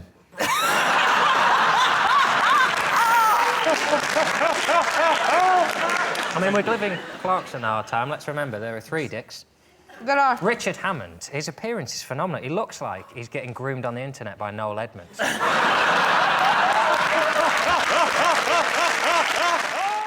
Hannibal's just come over from America. Yeah. What sort of things do you think we've been talking about? We've been talking about the Olympics, football or soccer, and your all types of stuff. Yeah. All types of stuff is happening. It's a busy place. Yeah, there's a lot going on. It's exciting, isn't it? It's an exciting place. Not really for me, but I could, like, if you're excited, I'm happy for you. Well, I'm just wondering. But it might be the travel chaos at Heathrow. I don't see why people are complaining so much. You know, they're queuing for 3 hours to get into Britain. People queue for 4 hours to do a ride at a theme park. This is a whole country you're getting into. I mean, imagine what a ride that is. Within 20 minutes of Heathrow, you're in Hammersmith. Woo! Did you have any trouble getting through Heathrow? Yeah, it took about an hour, and that was the fast track lane, because I travel well. And, sure. And it took a while, and I wasn't happy about it, but I listened to some podcasts and some music, and I judged people. You get to judge people, and the line keeps going around, so you get to judge people 6 times. You find different stuff to judge about them. Like, I didn't even know I hated that about you. You got so many layers. I wonder whether this chaos has been caused by those new... They've got those new X-ray machines now. They're like body scanners, aren't they? They're basically, they can sort of see what you look like naked. And I wonder if that's holding things up. Should we send another one through, Bob? Give me a minute. Could be. You can tell you're an actor. You can really tell that. Trained. Because I'd have just done a very... I mean, it wouldn't have been convincing at all, but... I felt like I was in your bedroom then. I was in a queue at Heathrow, and I think part of the problem is that the passport, the immigration officials, this guy had glasses on. And he needed 2 pairs of glasses, so he'd get your passport and he'd go like that. I'll put the reading glasses on like that. Look at that. And then to look at you, he'd go, hang on a sec, and he'd take them off, and he'd go, and a quick check again like that. And then he'd go, purpose of visit, hang on a sec, like that. And he was there for about 5 minutes. Just a pair of bifocals. I'd have sailed through. Well, that's not one of the most talked about things this week, but there's been travel chaos at Heathrow. Because of the queues, terrorists are being urged to delay the timers on their bombs by an extra 3 hours. Johnstein, what else do you think the nation will be talking about this week? Well, I guess the reason that the gentleman to my right is here. I mean, you should still be on The Voice. I think we all know this. Oh, thank you. It must have been terrifying. It was terrifying. Absolutely bloody terrifying. It's Tom Jones, isn't he? I know. He's scary. I feel like I can't really remember anything. Just all a bit scary. And then I got kicked out, really. It's the cycle of it. There was an old man, it was a bit scary, and then Yeah. you got kicked out. You cried, though, at the end, didn't you? Yeah, I did. That makes for great television Oh, when wow, someone I know. cries. The drama there. We're hoping to recreate it this evening. Oh, See yeah? how we do. I felt sorry for you when you got voted off, because for me, it wasn't your fault, because music officially died at the launch of that show when the 4 judges performed Beautiful Day by U2. I think what you've got to remember, Sam, fame is a bit like a snowman. And by coming on this show, it means your carrots dropped off. And it started to rain. One of your arms has just slipped down. You've still got the scarf and the little bits of coal in your eyes. So... Oh, Sam, you are not The Voice. That's okay. You are the moves, you are the quiff, you are the fashion. You can come on the ass. That's a show I'm developing.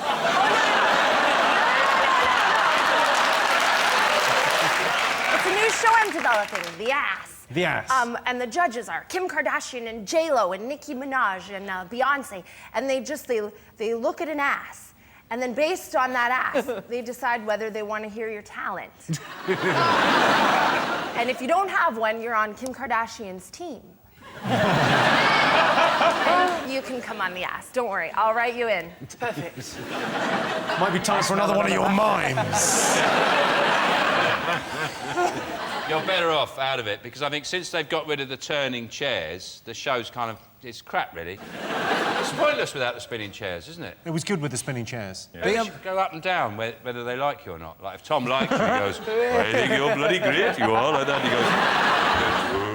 Yeah, but I think if Tom's chair goes up, he's going to think he's going to bed. Yeah.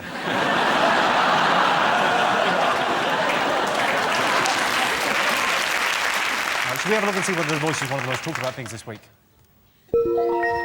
Yes, indeed. The Voice aims to take total nobodies and make them household names, like Danny from The Script. If you're honest, did you know who Danny was? Yes, I did. What's your favourite Script song? There's so many to choose from. What's your favourite Script song? It's so hard, isn't it, to choose your favourite Script song? I mean... oh, there's that one... Joke, joke, show us your cock and I'll give you or there's I'll be up your flue in a minute or two and the news is made it. There's a hole in the front. That one. Are they even Scottish? Oh, God, there's so bloody many of them. Just anthems, really. You just chart your whole life growing up to a Script Which song. other ones? I mean, those are 2 good ones. Which other? There's I'll be up your pipe on a Saturday night. And you're doing nice and tight. All those bloody classics. Script. Not even Scottish. Doesn't make any sense at all. Oh, Roy Hodgson's become the England manager. Oh, yeah. Huge news. I think he's a terrible choice. I mean, you look at him. Since he's been manager, we haven't won a single game. What do you think of Roy Hodgson, Stephen? I think we've got to give him a chance. I mean, it's typical in this country, isn't it? You know, he speaks 5 languages fluently. He's won 8 major trophies. He's representing this country, and the Sun, because he can't say his R's properly, the headline is "Bwing on the UFOs." We'll see you in Ukraine against France. I hope the dick that wrote that gets Wed War hemorrhoids. The reason I don't like him is, if you notice, he hasn't got any shoulders. He looks like an owl. His shoulders, he's there, he just goes down like that. And he's not going to sit in the technical area at the side of the pitch. He's going to be in a nest on the stadium. Watching the game like that. And every now and again swoop down and get a mouse. Your problem with him is he's an owl. He does. You've got a picture of him. He does, but there he is, look. He doesn't. He goes like this. When he talks, he goes like this. And occasionally he just goes... We've got an owl as a manager. John, what do you make of this guy?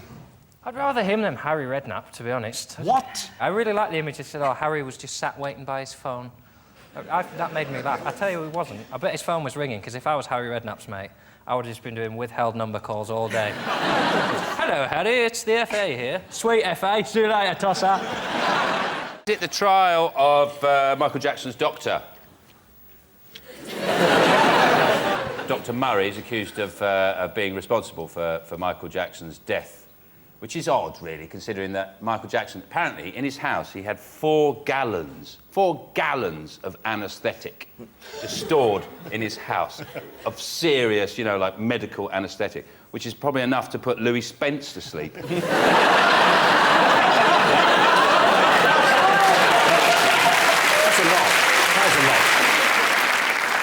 They're just trying to work out whether he killed him. And I was thinking, I can't think of a time in the last few years when Michael Jackson was alive and people went, oh, it's Michael Jackson, he looks well. Yeah. To be fair, though, he hasn't looked himself since 1984. How do you tell a man he's ill when you go, you're right, Michael, you're looking a bit pale? He goes, thank you.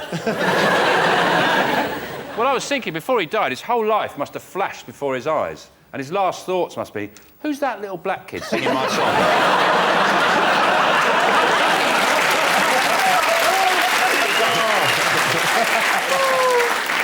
The doctor was getting paid £100 a week, though, wasn't he? Yeah. And I was thinking, Michael Jackson's a weirdo, isn't he? Right? So if Michael Jackson was paying me £100 a week, I'd inject him with Haribo if he asked me to. Yes. But if he's getting that much... if he was getting that much, surely there'd be an incentive to keep him alive. Yeah. Well, he does go on a bit, though, doesn't he?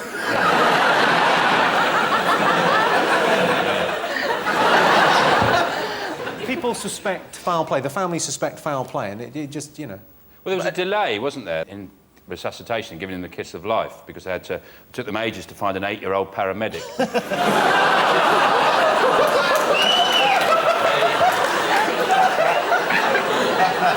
I love it. I suppose that's it, because you have to hold the nose while you breathe into the mouth, don't you? So that, obviously you don't want... Right, okay, well... Easy. Let's have a look and see whether the trial of Michael Jackson's doctor is one of the most talked about things this week.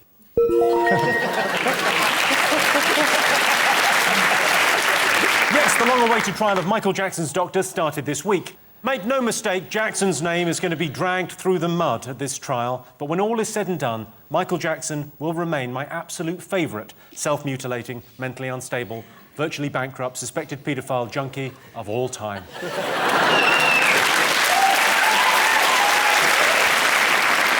OK, John's team, what do you think the nation should be talking about this week? The Eurozone bailout? The Eurozone bailout has been in the news a lot. Yeah, I've been trying to sort of simplify it in my head, and the way I've worked it out is the cold countries are bailing out the hot countries. That's basically it. That's exactly it. Why has no one made that point before? I feel sorry for Greece now. There must be a Greek finance minister whose job now must just... He's just given up. Flippers. Surely. He's just adding up. It'd be like when a relationship is clearly going to end and you know you're going to get dumped, so you just spend all your time doing things to prepare for being on your own. Like, if you said to the Greek finance minister, what's your sort of average day now? He'd go, well, I have a tub of Haagen-Dazs for breakfast. But you spend the rest of the morning watching YouTube videos of cats and dogs sleeping on each other. Send an email at lunchtime, is it fixed? No, and then just cry and sleep. I just think about that nobody but you ever prepares for being alone. You've been preparing for a long time. Yeah, I've been preparing for it my whole damn life. It's Greece's fault. It's Greece's fault. It's their fault they're in the situation. They borrowed too much money, and what do they produce? They produce flip-flops and ouzo. A drink nobody wants. Nobody wants ouzo. If somebody comes back from Greece, then nobody brings a bottle of ouzo, unless you've got slugs in your garden. Even Sean Ryder won't drink it. That's disgusting. Who drinks something that sounds like a plasterer's nickname? Oi, ouzo! And also, they smash all the plates at the end of the meal. No wonder they're bankrupt.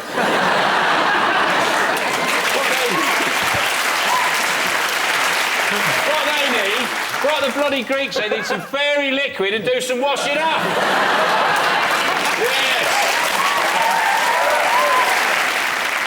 What was your if you had to narrow down like a one favourite moment from the Labour Party conference, Sean? Or It's the bits. I tape it and watch it back again. And I've got on replay Ed Miliband's mouth going...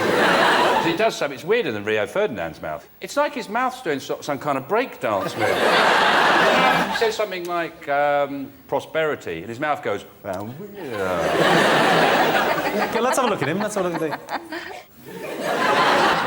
Do you think he would benefit from your kind of... Because people think he's boring. Do you think maybe if he didn't do his shirt up properly, grew his hair out... This is properly done. It's fashion. Well, if you want to catch your death, it is. That's a very old thing to say. Catch your death. John was going to do that, but someone told him to put a T-shirt on. Sure how it was? Because it was down to there, and then a member of production team... Careful, said, ladies. Careful. Chicks dig a T-shirt, Ollie. That's all I'm saying. Chicks like a man who's warm. Have you ever been lower than that? Have I ever... Yes. Yeah? Yes, I have. Yeah, I got I didn't mean that, I meant the shirt. it. It pays to advertise. I think I am showing quite a lot. I look like You didn't get that waxed for nothing. You look like what, sorry? Jordan. Kind of with slightly... You look a bit like Jordan, yeah.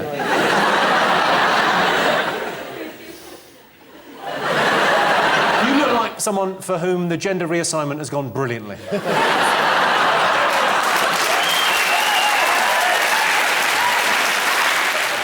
I think it's that footballer, Tevez. Am I saying his name right?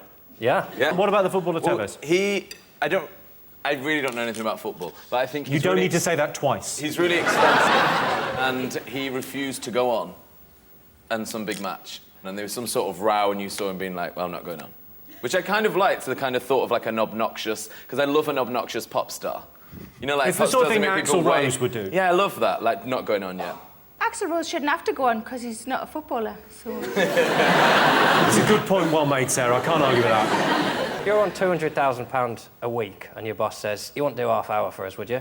Yeah, exactly. You can't really go, no, I don't want to today. I'm not really asking. Can you go and definitely do... I don't see why he's still here. He's been in the country 4 years and he wants to leave. That's his big thing. He didn't want to play because I don't want to be in the country. I want to go home. I can't speak any English. He's been here 4 years. The only words he's got to learn is like kick, goal. Like the Spanish for goal is goal. The Spanish for football is football. Like, it's not like we're asking him to learn Sanskrit. He also said it was a miscommunication, didn't he? He said it because what he actually said was, "OK, boss, where do you want to play?" But because of his accent, it came out like, "I f***ing hate Man City. You can piss off, shove out your piece of shit." But it's an accent thing. It's just a dialect. Well, because it's from the What he Catalan actually region. said was, "Ke." Do we know why he didn't go up? Like, why he just refused? Was it just... Had he just realised that football's a bit Okay, thanks, love. Just one like, yes. Finally, someone said it. If you look at Tevez, though, he's a very unfortunate-looking chap, isn't he? He does. He looks like Shrek's ugly mate, doesn't he? I refute that. Let's have a look. He's a great-looking guy. In fairness to him, that was a very sunny day. His flash is too strong. I like it. It's too strong. Just as well he didn't go on, to be honest, because in that picture I can see he's already broken pretty much the rule of football. This is good, you see? I scored a goal! He's attention seeking, isn't he? Let's face it, if you're gonna go to a football match and sit on the subs bench, you're probably gonna go on, let's face it, you've got to do that. And then he just says no. He's obviously an attention seeker. You think he's an attention seeker? Yeah.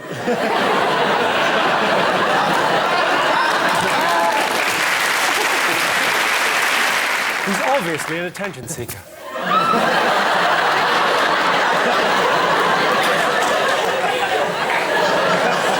It's the most attention-seeking sort of thing I've ever bloody seen.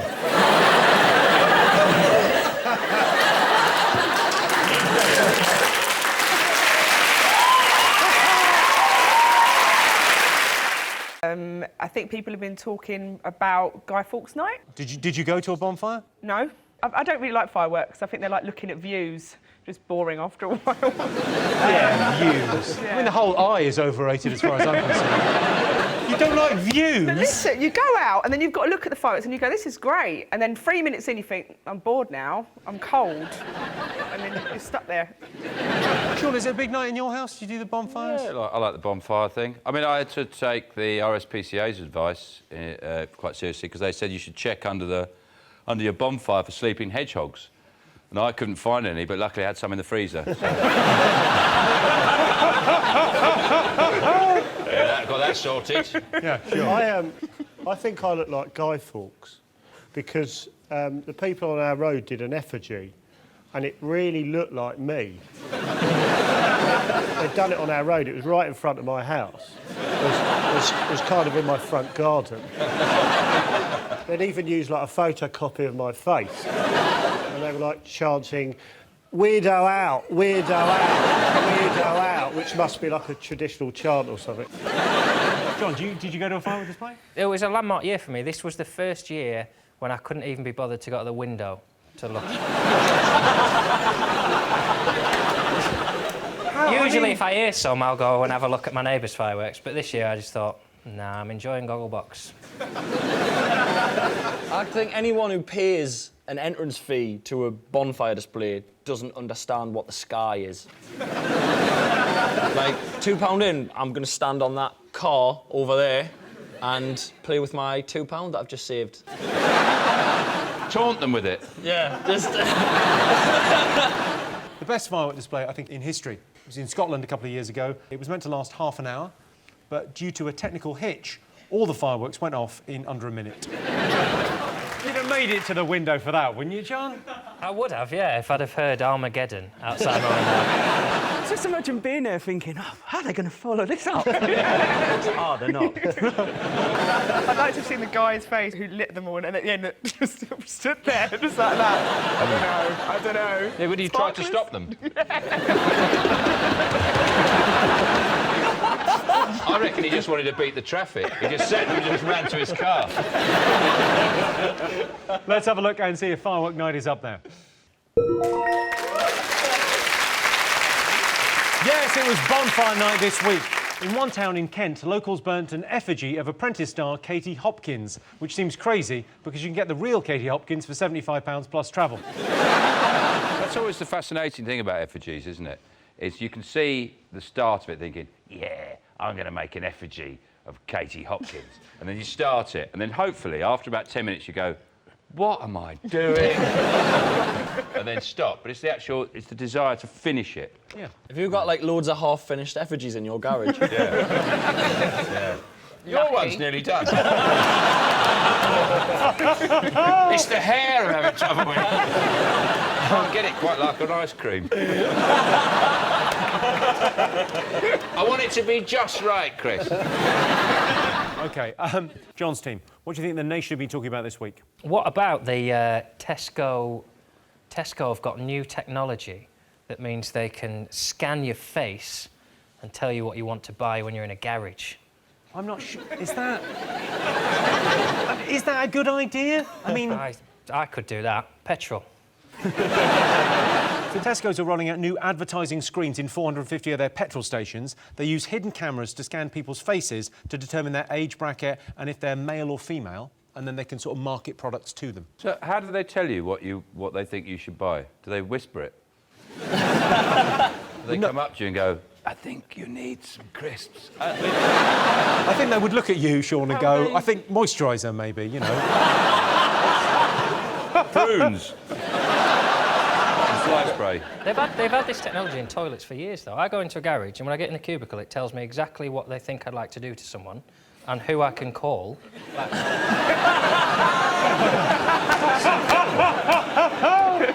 Alex, you used to work for Tesco's. Yeah. Is this a good idea? I was a heartthrob on the tills back in the day. Heartthrob on the tills? Yeah, of course you were. where you were just on the main tills? Yeah, I was on the tills. I mean, I'm crap at shelf stacking, so... tills is the only place they were going to put me. Imagine the till might be a bit hit and miss as well, but that's not... I think I was the reason why they brought in self-scanning. The long game of it is to get to improve shopping experiences around the supermarket. And I don't think that's going to make much difference. If they want to make shopping better, I just think it's simple. Just make a shopping trolley that adults can sit in. Who's going to push you around, though? I'll just ask someone. I'll just sit there until someone pushes me around. Or you could get a baguette. And punt around the supermarket. A couple of them. Yeah. Sean, have you ever played a video game? Are you... No, I don't see what's wrong with conkers, really. How could you not have a better game than that? And you don't need a queue. Nobody ever stood round a conker tree at midnight going, the big one's going to drop. Look at it, it's going to go. I'm getting it. Well, I always wonder about computer games. You know, in a computer game, if you walk into a wall or something, he goes, ugh.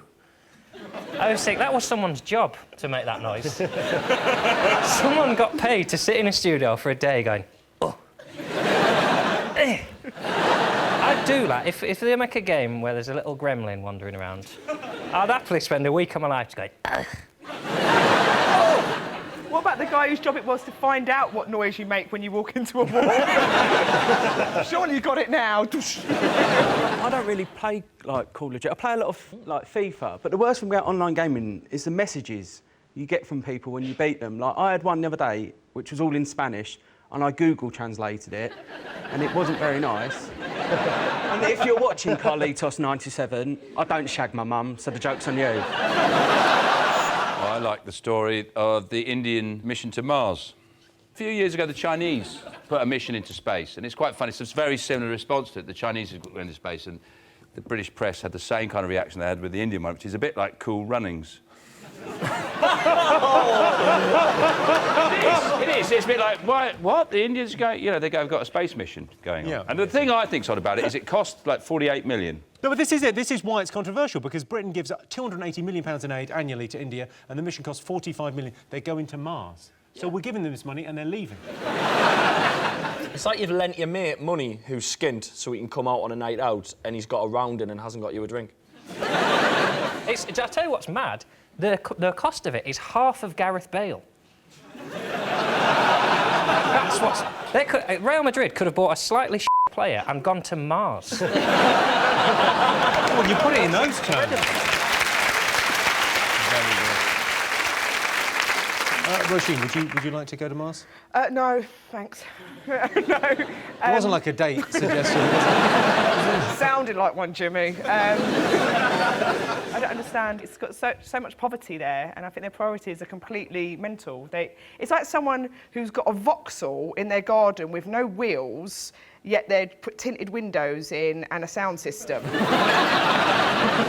got so much poverty there, they can't justify spending that money going to Mars. When I'm skint, the first thing to go is space exploration. I'll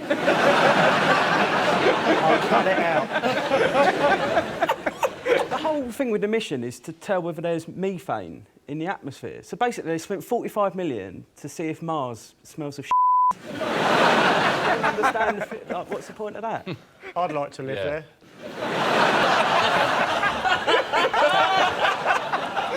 Joe, over to you. I'd like to be the first person to live there. It'd be brilliant, because you'd probably get a house with quite a big garden.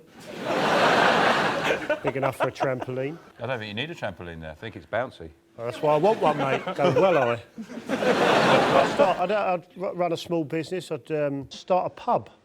And I'd call it the Mars Bar. It's a proper joke. One proper joke. They've been talking about Doctor Who because it was the anniversary, 50 years, Yeah. an enormous hoo-ha. I guess so. I don't watch it, but...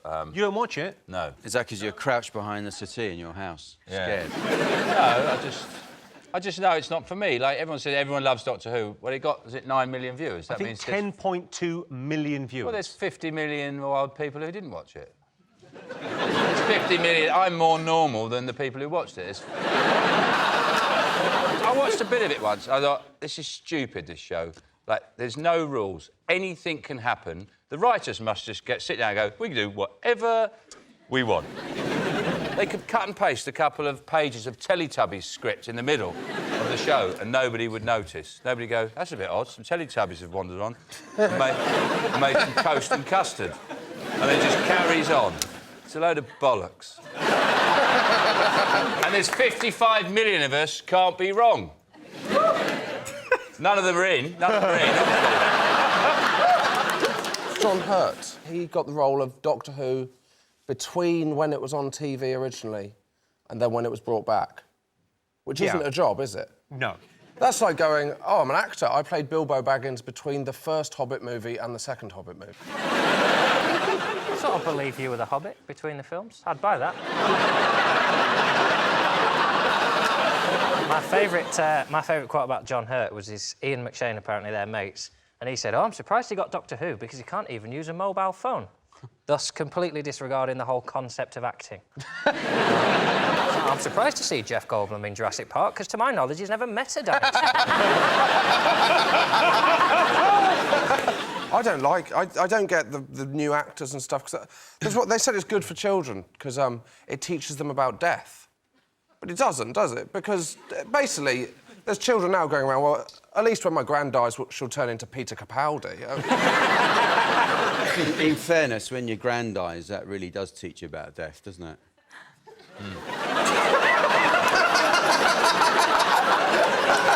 Especially if you pushed her.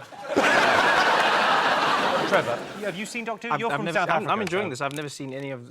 You've never seen Doctor Who? I know Doctor Who's big, and in South Africa there's a lot of white people that enjoy it, and... You know, the one thing I know about Doctor Who is recently they had the whole black Doctor Who discussion. They always have that. They had it with James Bond, and now they had it with Doctor Who. They said, oh, when are we going to have a black Doctor Who? It's never. Like, no, I don't think it makes sense. Like, why would you, if you're an alien, why would you choose to be black? If you're trying to be, like, in disguise and going to places, it's just not... It's just like James Bond, he can't be black, because you can't blend in Moscow when you're black. Like, you can't... Because then it takes away this... He has to introduce himself. My name's Bond, James, but if you're black, then you walk in and people, it's Mr. Bond, Mr. Bond. Mr. Bond, everybody knows you. Don't force it. Just make another doctor or something. Let's have a look and see if Doctor Who is up there.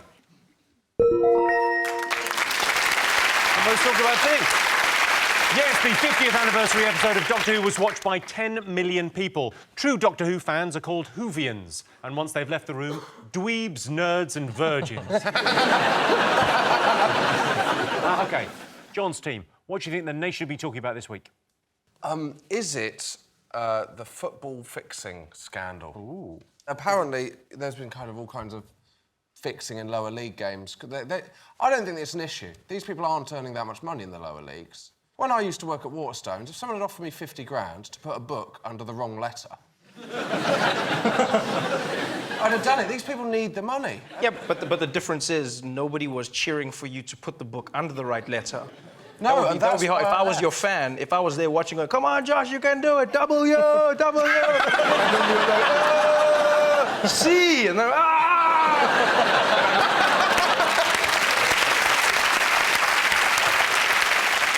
What I don't understand is how it took them so long to work it out. My first question would have been, why are Asian people betting millions of pounds on the Northern Conference East? That would have been, if I've got a mate and we're going, oh, I'm just going to nip into the bookies. Oh, what are you betting on? Oh, Shanghai Tigers are playing this week. So you don't seem to know anything about the Chinese football. As a Plymouth fan, I hope we have been fixing matches, because the other explanation is that we're shit. Best chant I ever heard at a football ground was from Plymouth fans.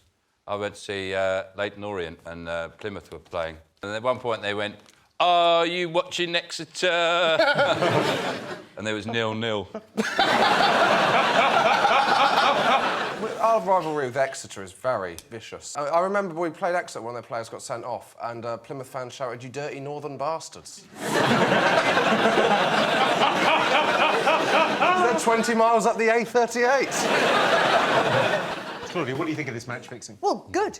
I think everything should be fixed, and we should be... So then we don't have to watch it. We don't even have to do it. We don't really have to do it. If we all agree that Plymouth beat Exeter 3-0... Who cares? Let's all have a nap.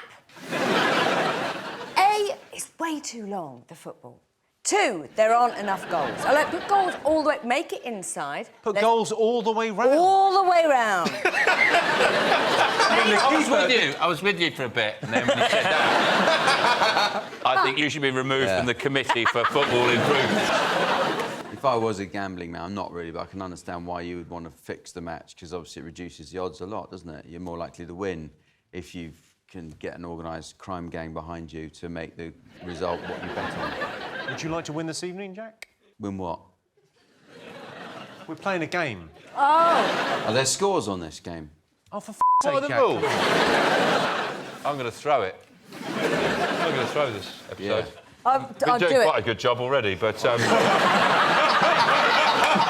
me a question. What else have the nation been talking about?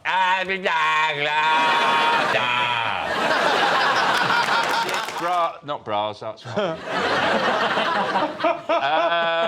Yeah, Queen's bra maker. What happened? Yeah. They wouldn't let me in. I said, let me in! I just want to be in the changing rooms. That's all I wanted. What's the big deal? I just want to be in a room where the Queen's had her tits out. That's Yeah. all. Let me in! Sean, are you trying to throw this? Yeah. No, is it the Bulgarians and the Romanians are gathering like a storm cloud of evil on the shores of Calais, about to invade our country? And similar to the Vikings, very similar to the Vikings came to burn our houses down. They're coming to do them up. It's the scaremongering of scurrilous papers like the Mail and the Express and Nigel Farage about Bulgarians and Romanians. We don't even know what they're good at yet. They're not here. Like the Irish are good at roads, Polish are good at plumbing. Bulgarians, fingers crossed, it's Knickerbocker glories. I think it would be very nice if a Romanian came over and actually got the job of running UKIP and actually turfed Farage out. Someone called Nigel Faratsky or something. Came in and undercut him. Came in and undercut him, said, I can do this for less. OK. David Cameron has announced benefit restrictions to migrants, so in a bid to curb the number of people coming to the UK. What would you do, Claudia, if you wanted to discourage people from coming to the UK? Well, just show them a picture. Show them a picture of the orange people that you guys have. Those people are weird. What's orange people? Yeah. That's me! You're judging people by the colour of their skin. That's not skin, my friend. That's not Dare skin. you? How dare you? That is not skin. Not the kind of thing we do here. Is it? Can we not just have like a slogan like Britain so shit even the Scottish want to leave? But didn't they try and put people off by saying it's cold here? Yeah, they did. They were also saying that the streets were not paved with gold. No shit. No, they are paved with shit. They've got to come. Who's going to breastfeed my kids?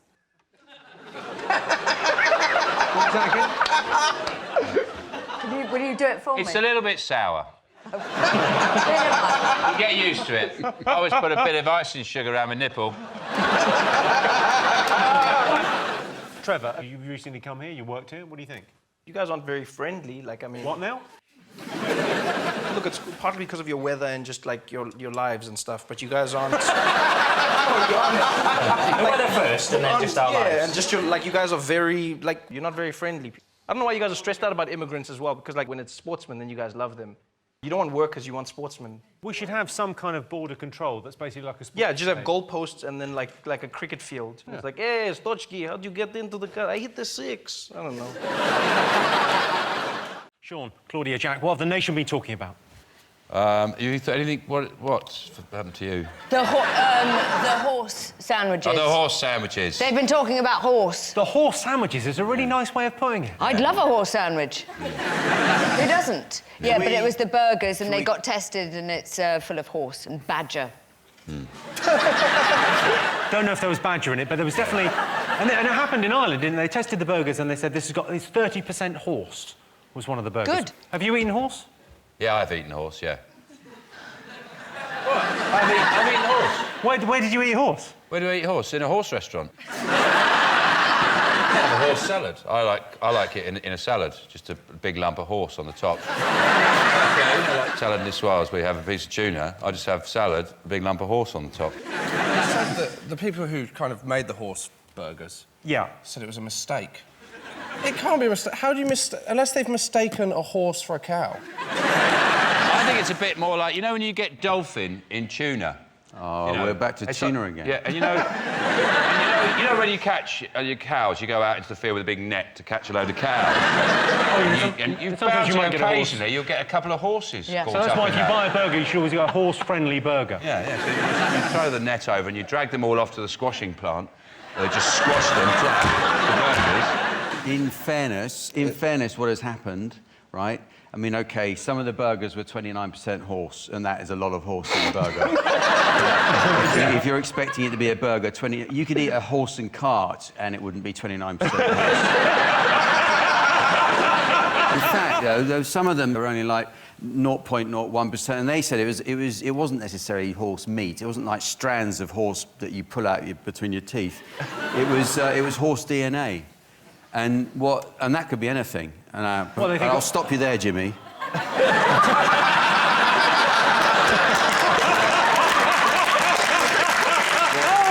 What that could have been, that could have been the horse in the field who said, "Where are my mates gone?" And all the cows, I'm going to follow their footpath and I'm going to find them. And they follow them all the way into an abattoir and see that they've been turned into burgers. And the horse just cried into the burgers. That is enough to have horse DNA in your burger. What probably could have happened? Yeah. I don't think it stacks up. Horse is the very best thing to have in your burger. I mean, the shit that goes into, like, 8 burgers for 30... Like, the prices at Aldi and Lidl, I wouldn't be surprised if there was horse meat in their bananas. Well, now you're saying... Just Phil shit. There's 3% jockey in those Tesco burgers. Just fucking grinding stuff in. There's also a case of, they haven't tested haggis. I mean, what's in that? I would say a punt on at least 5% meerkat. I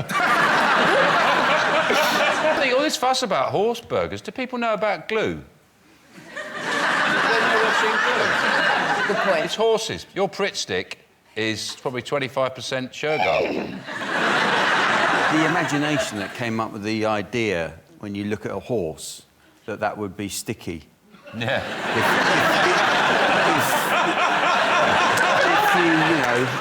If you do the right things to it, and why just horses? You know, people look at cows and it's not going to work the same way. Yeah. Horse. It's a similar one with lobsters, actually. You imagine the person who first dredged up probably the scariest looking animal on the earth from the bottom of the sea and went, you know what? Let's boil that alive and have it for a starter. Be delicious. What's the weirdest meat you've had? I've had reindeer, delish, yeah. Until my kid said, "You ate Rudolph." I was like, "Are you still believing in Rudolph?" He's 18. But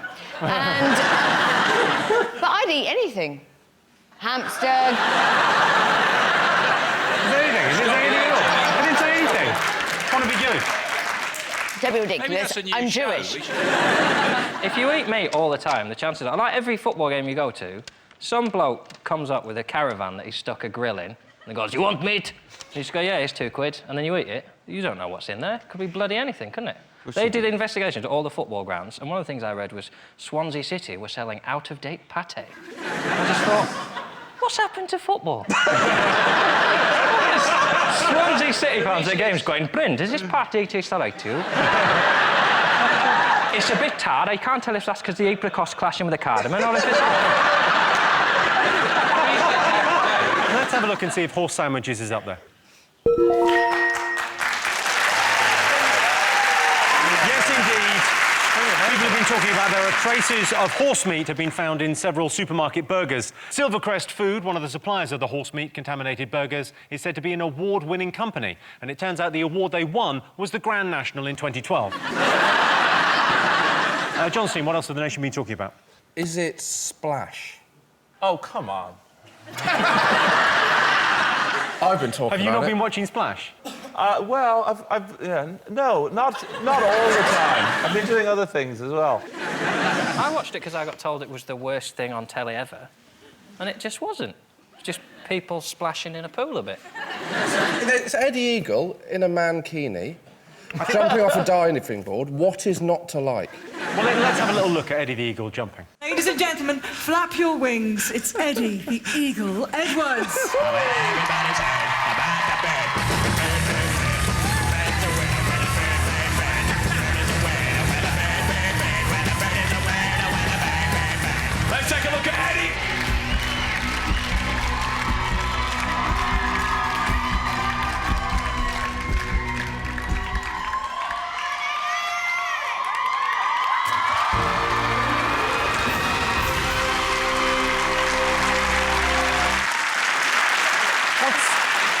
What's not to like?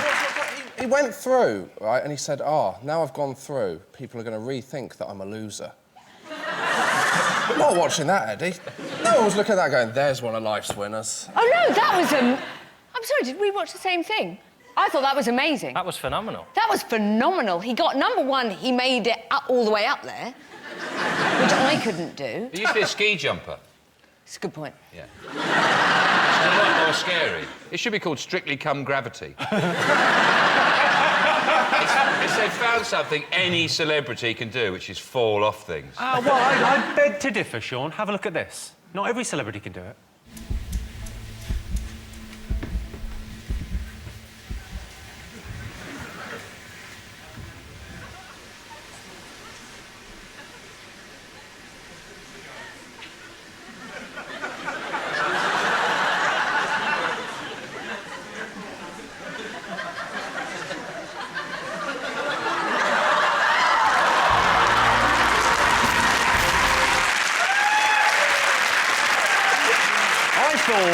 I thought we couldn't top the Olympics. But they've absolutely nailed it, haven't they? That was her goal, because at the beginning, she couldn't even jump in. They had to tip her into the pool. Well, you think he's joking? He's not. Look. Tom had the marvellous idea of introducing a nappy mat and sort of tipped me in. Like a bit of cargo that has to be just shunted into the water like a cruise ship. You know when the Americans buried Bin Laden at sea? That's how I imagine it looks. Do you know what that reminded me of? You know, sometimes when you've got a tin of condensed soup and you tip it in the pan and it comes out in exactly the shape of the I imagine... exam results. Exam results. Are exams getting easier for these young people? This is an issue. In geography tests now, you're allowed to take in a sat-nav.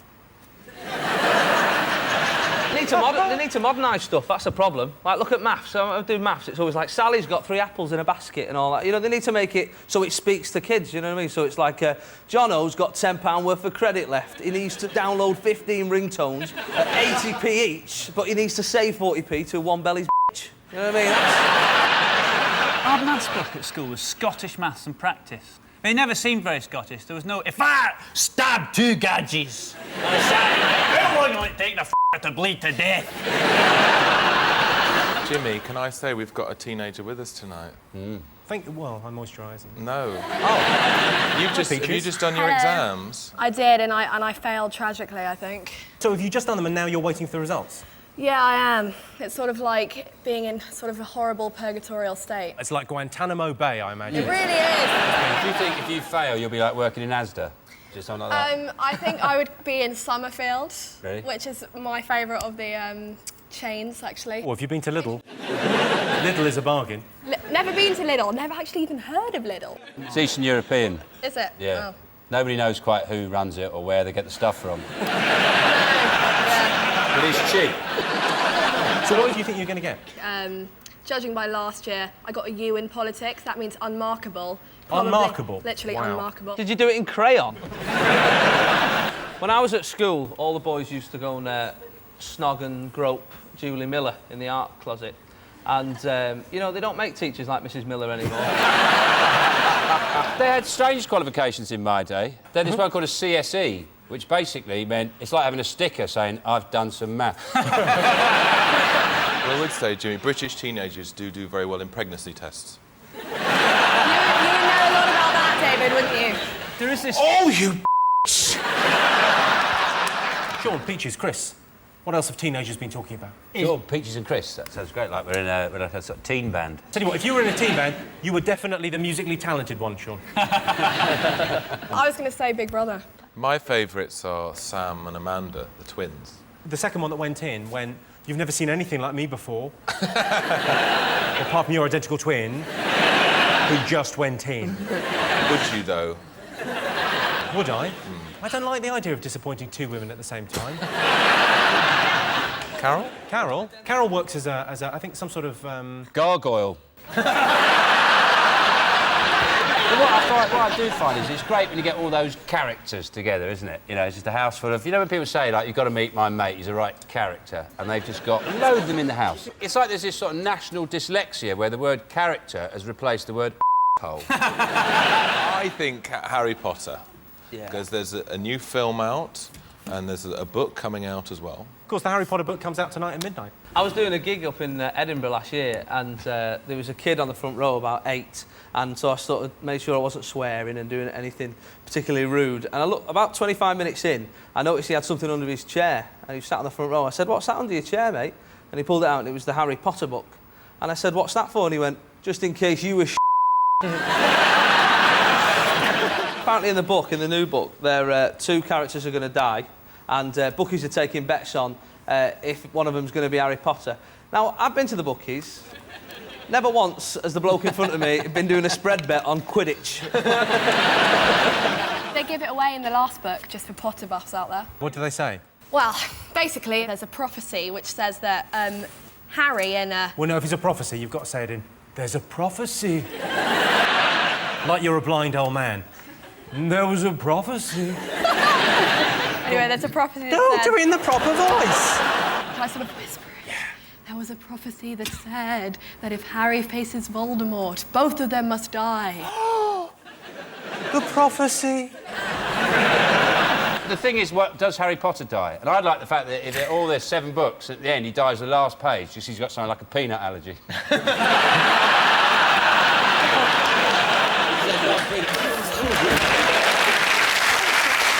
Is it the potential getting back together of William and Kate? It's sort of the royal family's attempt to get their popularity back amongst young people. So I think if the royal family actually wanted to get any popularity back, they should behave like a proper monarch again. The Queen, you know, leading us into battle.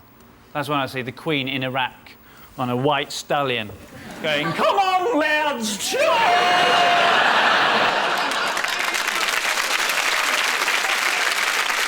Wasn't there something about Kate's mother using the word... She was running Buckingham Palace and she used the word toilet instead of lavatory when she said she was going for a dump.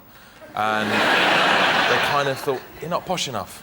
And she said to the Queen, don't go in there for a bit.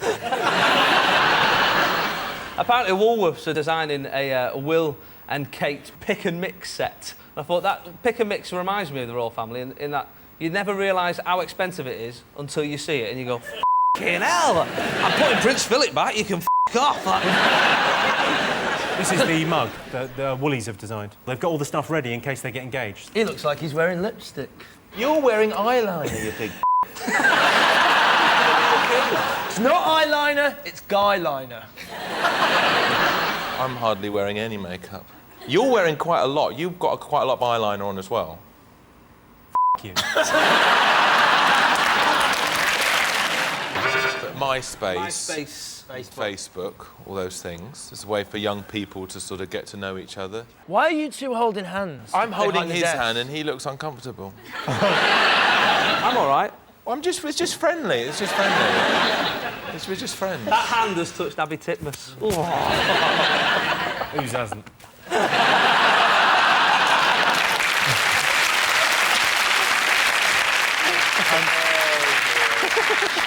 But that's the nice thing about MySpace, is that people ask to be your friends and then you can either accept or deny them. It's that brutal.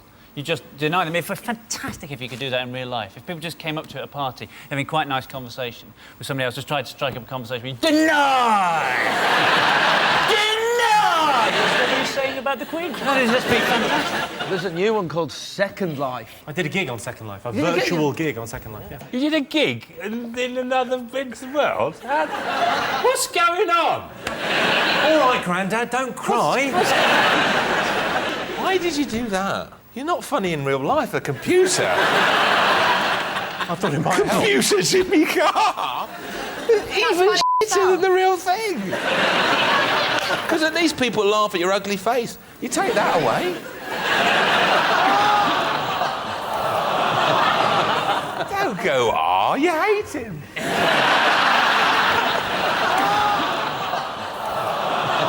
Oh, you're milking it now. Yeah. It's friendly banter. OK, this picture represents grandmothers, and it's a poll with a whole question. 7% of grandmothers have recently what? Gotten up early and then fallen asleep on the couch like they do every f***ing day. Sellotape to pound coin to a birthday card. And then inside written, there you are, buy yourself a CD. I've recently knocked someone over on one of those motorised carts. There's a whole pimp my thing culture going on with grannies now. Like, they're all paid, they're getting go faster stripes on them. Those aren't go faster stripes, they're varicose veins. It involves water. Water skied. Swum. Swum, you're devilishly close. It's a special type of swimming. Drown! 7% of drown! That's a special type of swimming. A type of swimming. A type of swimming. But the what a swimming move. Do you mean a stroke? Had a float. Had a float. Can you please stop getting... You're getting so annoyed. What is it? What is it? What is the answer? What is it?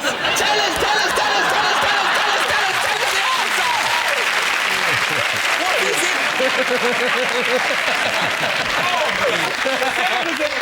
I've gone skinny dipping, yes. Yes, that's the answer. Yes, 7% of grandmothers have recently been skinny dipping. No one gets a point. I still want the point. I don't know if you noticed, but David Williams just cheated.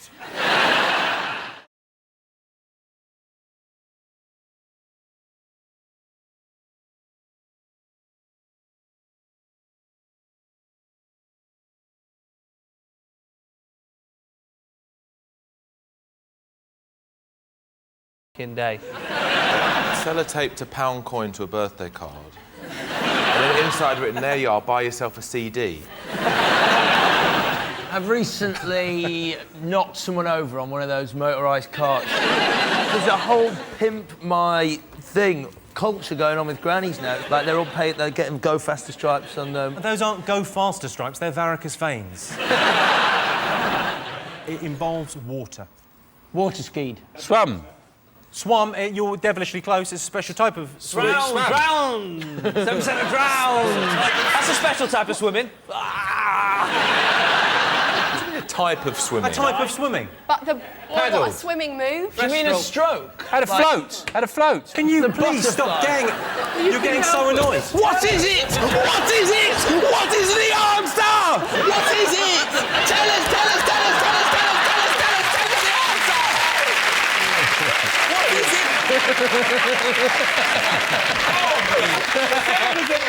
I've gone skinny dipping, yes. Yes, that's the answer. Yes, 7% of grandmothers have recently been skinny dipping. No one gets a point. I still want the point. I don't know if you noticed, but David Williams just cheated. Top 5 greatest Britons. Sean, Patrick, Kevin, you're to go first. Who's the greatest living Briton? Susan Boyle. People give Susan Boyle a hard time, but I think she's a good-looking fella. I think she is. They're doing a film of her life as well. Are they? Yeah, and I thought, how interesting is that? The first 40 years is just her feeding cats. I think she'd be a perfect replacement for Michael Jackson at the O2. No, honestly, because now that, you know, Michael Jackson's cancelled, they've renamed the O2... Cancelled? He died. No, he didn't phone up just for a second. No. By the way, I'm just about to die. I don't think I can do the show. I can tell you, Susan Boyle, the public didn't vote for her. No, but... Have another guess. Tim Berners-Lee, the guy who created the internet. If you invented the internet, it must be rubbish. There's no websites are out. Well, there's nothing to do on it. It's not even got cinema listings. There's nothing to do on the website. Not when you're the first person. It's like the bloke who invented the phone for the first time. Like, you know, Alexander Graham Bell. Who did he ring? How did he know it worked? Surely, if you invent something, you can always invent another one to go with it. What, invented two? I think he invented 2 phones at the same go. Yeah. So Jason... Hello, it's me! Hello! So engaged, you idiot. I can tell you, Tim Berners-Lee not voted in the top 50 Britons. Oh. On the computer theme, I just found out Stephen Hawking is British. I never knew that until last week. I could never place the accent, I suppose. I read that he went to Stringfellows. He likes Stringfellows. In 2003, Hawking reportedly visited Stringfellows. That must be weird if you're in the booth next to him. And in the next one, you can just hear, play with your boobies. Your eyes are like the cosmos.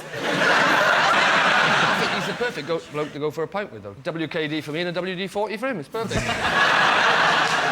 Do you know what I would really like to see him on? I'd really like to see him on Mastermind, because he's so bright. Mastermind? Have you not seen Robot Wars? He'd kill on that. It's got to be somebody else who's revered, like David Beckham, for example. Because he's one of those people who I always put together with Stephen Hawking. I always think... because everyone has a go, look, you're giggling already, because he's like... Everyone goes, oh, he's stupid, isn't he, David Beckham? You're like, well, that's not what he's famous for. He's famous for being brilliant at football. Nobody goes, oh, Stephen Hawking, he might be clever, but I'd piss on him in a race. You know what I mean? So... Yeah, I don't think Stephen Hawking would sell as many underpants as David Beckham, would he? And the other thing about David Beckham is he always advertises foreign stuff, doesn't he? He always advertises, like, police sunglasses, Dolce & Gabbana. Why doesn't he do, like, Aunt Bessie's Yorkshire puddings? These are lovely. It's a bit like my Michael Jackson voice. These are Yorkshire puddings. You just take them out of the freezer and... Sham on! Yeah. Yeah. I like seeing proper fat blokes with Beckham on the back of their England shirt. And then I like to run after him down the street going, David! David! David, can I get you? David, can I get you? Oh, sorry, mate. Sorry, I thought you were the real one. Jamie Oliver, you see that?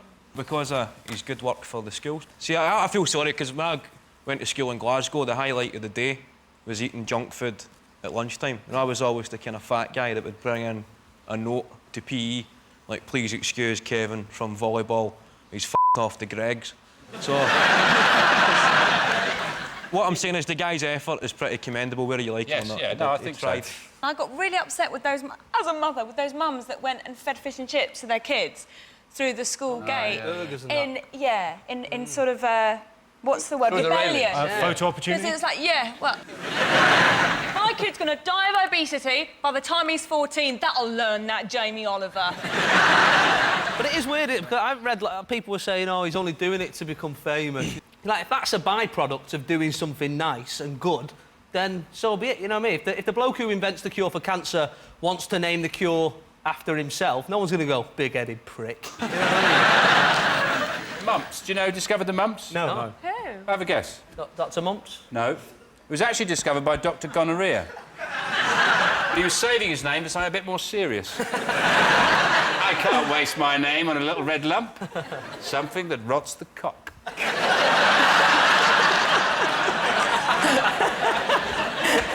I can tell you, Jamie Oliver is not in the top 5. Ooh. Over the years, Jamie has helped popularise certain phrases, like pucker, lovely jubbly, and is there anything else on? Another guess, greatest living Briton. Is Thatcher on there? Thatcher milk snatcher. Which I think she got off remarkably lightly for. It's like having a go at Hitler for making the moustache a little less fashionable, isn't it? It's like saying, Hitler, now we can't have moustaches that are littler, that is. But I bet she's on there, that odious old toad. I remember when I was a kid, we weren't allowed that soft, whippy ice cream because she invented it, apparently.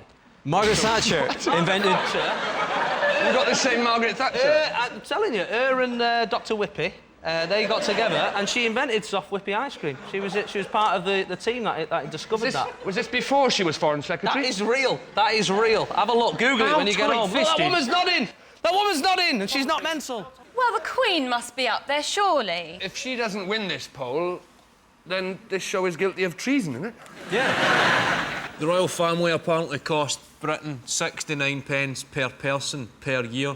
Surely we could get somebody to do it a bit cheaper. Outsource, get some cowboy people in. Get a call centre in India to do it. She's pretty cool as well for her age. Like, Barack Obama gave her an iPod. He gave her this lovely present, this really well thought out, like an iPod with loads of pictures of when she'd visited America and some music from Broadway musicals and stuff. And she gave him a picture of her and Philip. I've been in that situation where someone's come round with a gift and you've not got them out. You know, they give you something nice, you go, oh, well, I got you this remote control for our telly. Well, let's have a look and see whether the Queen was voted one of the 5 greatest living Britons. She's in at number 2. Yes, the Queen was voted the 2nd greatest living Briton. The Queen is 80 years old, but she looks remarkably well for the most privileged woman in human history. Fingers on buzzers. Cowell, we haven't said Cowell properly, have we? Simon Cowell in The Greatest Britain. Yeah. He was voted 33 in the worst Britons, and his first 20 were serial killers. Times have changed. You know, Britain's Got Talent is supposed to show us that any talentless dick can make it big, and he's an ambassador for that, isn't he? Let's have a look and see whether Simon Cowell is one of the greatest living Britons. No way. God, he is. Yeah. Simon Cowell was voted the 5th greatest living Briton. Through his television work, Cowell has amassed a £200 million fortune. Throw in the profits from Leon Jackson's album, and he's never short of change either. Simon Cowell spends £500,000 every year on his own personal security. £500,000 on personal security. That is an incredible amount of money. Has Simon not considered being less of a J.K. Rowling. I always find it amazing with Harry Potter books that they're sort of acceptable for adults to read on, you know, on the train or whatever. And I think, except when I do a bit of colouring, you know what I mean, a bit of colouring, people look at me like I'm mental. Don't laugh, he doesn't go over the lines. He's very good. My nephew is only 7. He came up to me and he goes, Shappy, can we play Harry Potter? And I said, of course we can, my darling. And I locked him in the cupboard under the stairs. Didn't you say Dumbledore was gay? Yeah. I've seen the films and stuff, and you wouldn't, you know, you don't know he's gay. He's not like he's mincing through the corridors like, oh, Harry, look at your massive wand. Oh, taste me. I'm going to go and order the next series of Queer as Folk off Amazon. See you later. Like...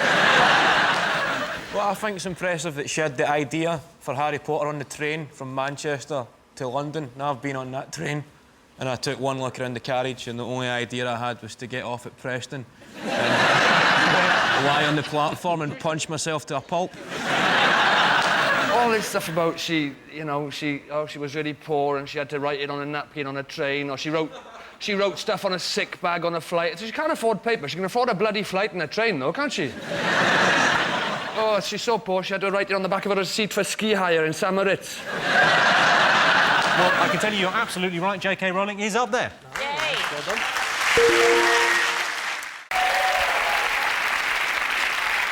And the winner is the name of our final round. I'm going to give the teams a series of opinion polls, and it's up to them to buzz in and tell me who or what they think came top. Here is your first one. Top thing men look for in a pub. I think the top thing I look for in a pub is a door. I always want to first see, how do I get in? And then I would like a fine selection of organic wines and world music on the jukebox. Stop it, you. Ruth, what do you look for in a pub? Normally the bar. It is drink-related. Good selection of lagers, beers. Oh, doubles offer. Two Happy doubles. hour, happy Two doubles hour. for a Happy pound. hour is the right answer. Ruth is going again. Come on! Some price in a beer, that's the same. Yes, the top thing men look for in a pub is happy hour. Most unlucky thing that can happen to you. Is it leaving war-torn Basra, having sex with a minging immigration officer, then being reowned in Nottingham?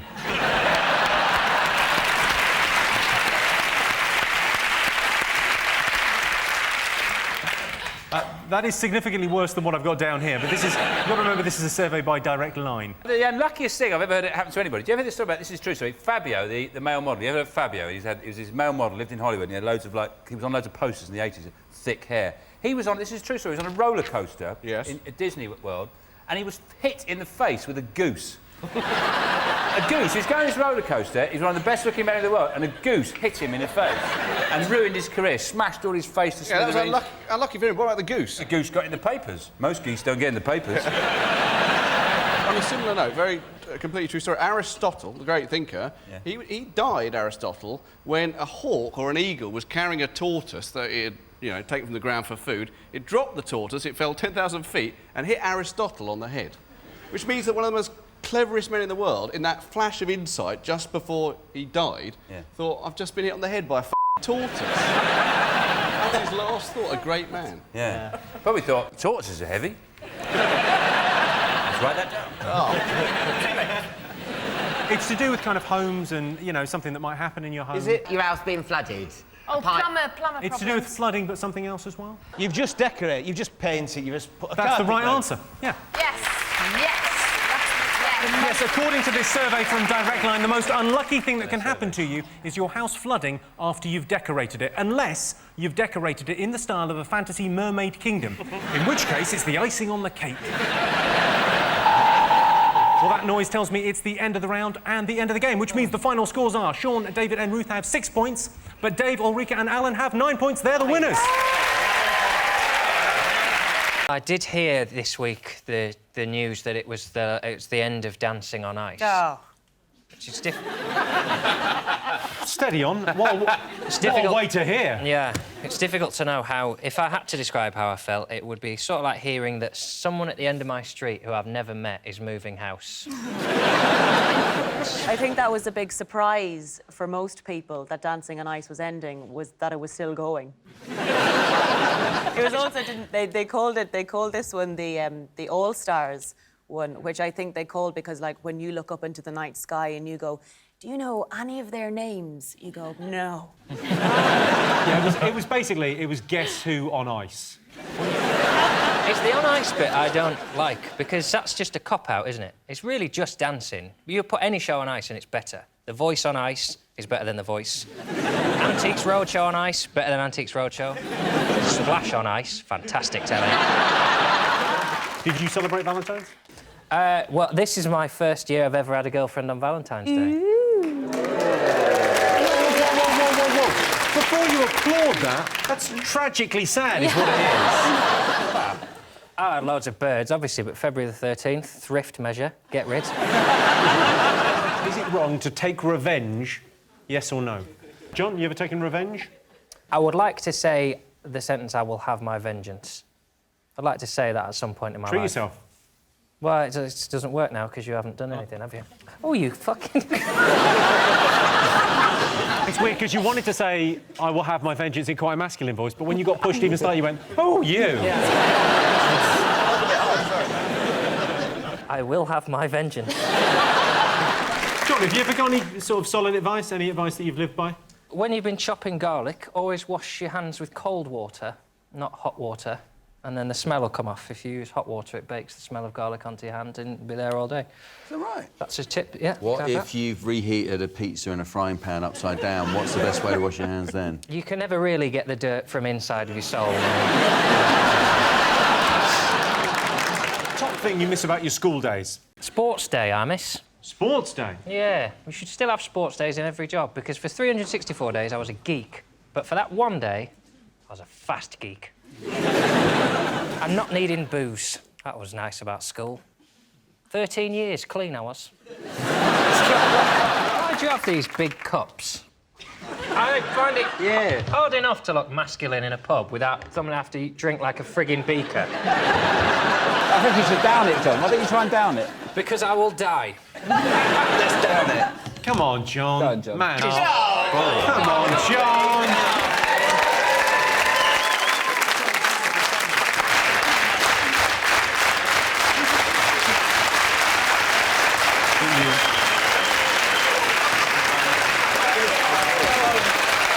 I'll be honest.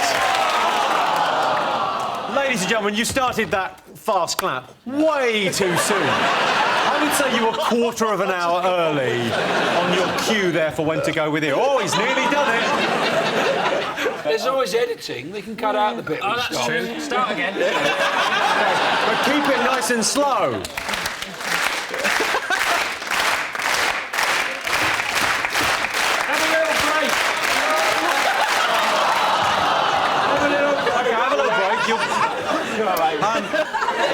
A lot of young people watch this show. Drink responsibly. Honestly. OK, come on. This will be the best thing he's ever done. Come on.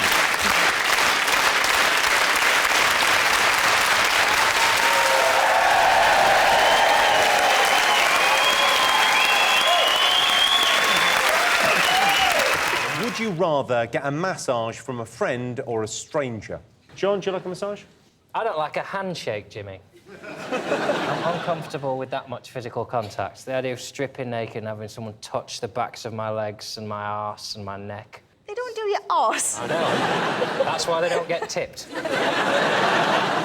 We've got some massaging tools here. Do you want to have a crack at those? Yeah, that was for catching spiders. Right. OK, Sarah, you do John. Oh, hang on, this is good. It's not remotely pleasurable. It's You look really relaxed, though. That's John, good. nice. Hands on the desk. Yeah, OK.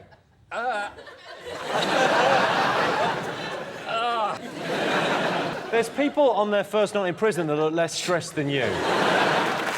Do you think you're cool, Sean? No, no, no. I think I'm terrific. Yes, you are. I think I'm terrific. Yes, you are. I don't think I'm cool, no. John, what do you think makes someone cool? Sitting the wrong way on a chair is cool, isn't it? In the 90s, not now. Go on, so hang on. If you were going to sit on that chair in a cool fashion, show us how that would work. I think the arms are going to get... Oh, yeah.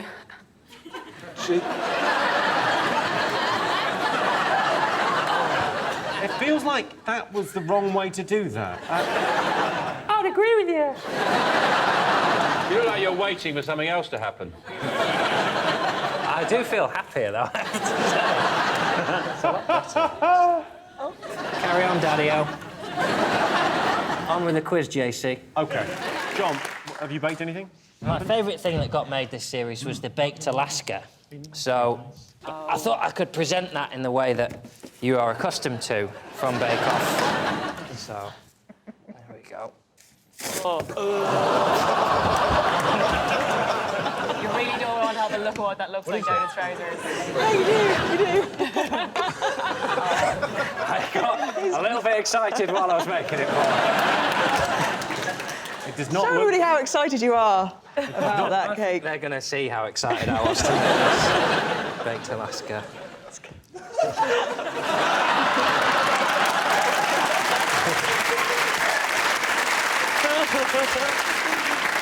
I see you've already got some cake down there for later. Thanks very much, Billy. Baked Alaska a la... Oh, is it a la bin?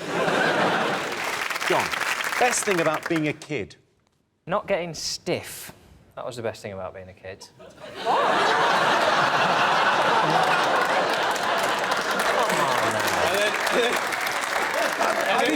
I mean, it's to my credit, I didn't say anything there. Tell us more about not getting stiff as a child, John. Sometimes that can happen to grown-ups as well. It's perfectly normal. If I have a day now where I've gone upstairs a lot in a day, the next day my legs hurt. I used to play football for like 12 hours straight through, breaking only for meals. And I was fine the next day. Are you looking at Rebecca when you're telling her about your workouts as a kid? I'm just looking at everyone. I'm looking at anyone who'll look back and hold my gaze. Would you like to do a joke about holding my gaze? I shouldn't have brought them with me. Are you excited about presents? Well, Henning and I were chatting earlier. I'm shit at buying presents, and every year some paper will do a big, oh, we've got the 10 must-have gigs this Christmas. If you want to buy something for your mum, have you thought about a scented candle? You go, yeah, obvious I thought about a scented candle. I'm not going to buy her one because they're crap. Are you brave enough to buy lady clothes or underwear? I have had an experience in the past where I went through the humiliating experience of buying knickers for a lady who broke up with me the day after Christmas, and those knickers, well, I didn't get the benefit. So this is not a voice that can ask for... I don't suavely go into a shop and, hey, I got a lady looking for some pennies. I go in quite well. Everybody looks when you go, do you do, like boxer shorts, but thin, wispy things to cover a butterfly? Butterfly? Well, whatever you call it. John, if it's Christmas, I got you a little Christmas present. That's nice. I got that. I thought you'd like it. Oh, you've written my name on it as well. You've remembered I don't have an H in it. More than most of my family do. Nice. It's a remote control mop because I know you like being tidy. So if you just put that on the top there, and then I've got the remotes on. So just the one on the left. That's amazing. You can clean around the place. Oh! That'll be fine. That'll be fine. Don't worry about that. Put it on the circle. Put it on the circle. Put it in the middle. Perfect. You could just have a little sit on the couch, have a tidy. I got you another present. Nice to have have you a always mop loved mopping stuff? You are in luck, my friend. You are in luck. I've got you the greatest gift a man could ever get. That mop makes the same noise I do. Holy shit. They look like mop slippers to me. They're mop slippers, so if you want to put those on, you can have a little... Oh, God. An amazing present. I have the cleanest house. If only I had guests. I wish those slippers were remote control and we could just whiz you round the side. We'll find out in a minute.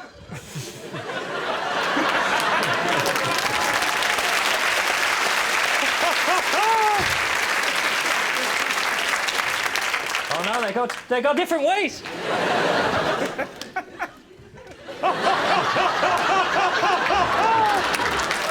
That is a nice little...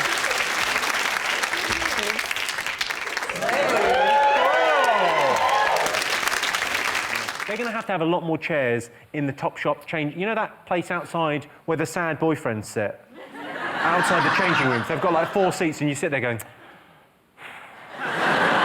They're going to have to expand that massively because normally you would just go, I'm just going to pop to HMV for half an hour and waste some time and buy some stuff we're never going to watch. I go to Top Man without a girlfriend. Nobody knows. I just sit there all day.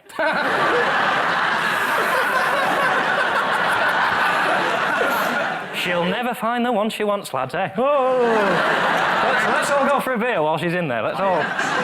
It's Top Shop that the girls go to. You're going to Top Man, you've said that.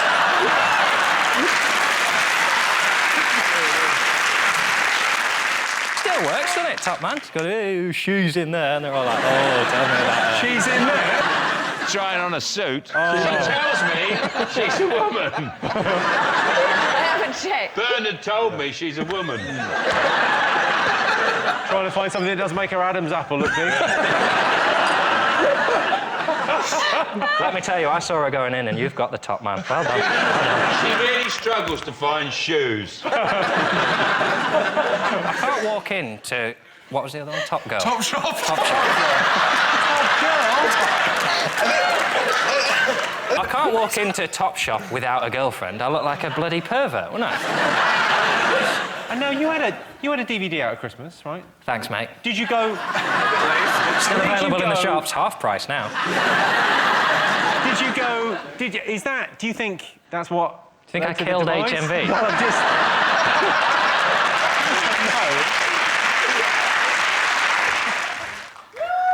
I don't like it! Don't touch it! Someone had just lassoed you. That's what... John, do you want to give that a crack? It's Not pretty particularly. healthy. Go on!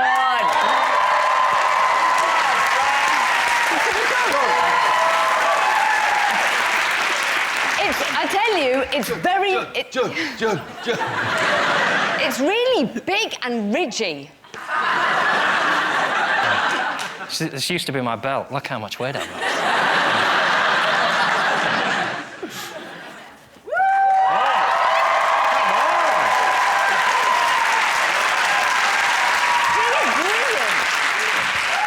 It's weirdly painful, isn't it?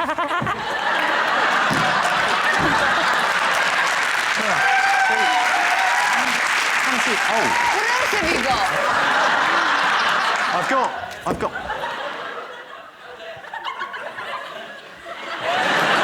Most annoying thing couples do. Well, let's go to our specialist on this, John. What is the most annoying thing that loving couples do? It's when they finish each other's sentences. What pisses me off about my male friends is they because couples is great, isn't it, when you're in a relationship, but then men feel this obligation to pretend she won't let him come out, when really they just don't want to say to their mates, I'd rather watch a film and shag than listen to you moan on about your life. But they go, yeah, I'd love to calm down a boozer, but she won't fucking let up. Yeah. Just say it. Your relationship is better than your friendship with me. I'll take it. I don't give a shit. The thing is, John, they're not even watching a DVD or having sex. They'd just rather not go out with you. That's a lie. That's a lie. They are watching a DVD because I'm watching through their window. You can change your plans, but I'll still be there, whether you know it. What else have the nation been talking about over the last year? It's not a séance, Mel. What have the nation been talking about over the last year? It just really hurt my head. Ever injured themselves on this show? John, what have the nation been talking about over the last year? Well, it can't all be fun, can it? The Levis and the... One of his comments was like a Yoda thing. He said, who should guard the Guardians? Not no one. Might as well have commissioned Yoda. Who should look after him? Not no one. Possibly someone then. Waste of money. Another Bond movie? Yeah. Another one. You don't sound excited. Well, we've got Homeland now. We don't need Bond anymore. You've got Homeland, we don't need Bond? Yeah. Homeland's way better than the Bond movies. My tip for a film, if you're making a film and you get a theme tune, get someone to sing the theme tune who can pronounce some of the words that are in the theme tune. What's your issue with the theme tune? She cannot speak. If it's Adele, lovely Adele, I won't have a word said against her. Adele, or as I'm sure she says it, Adele.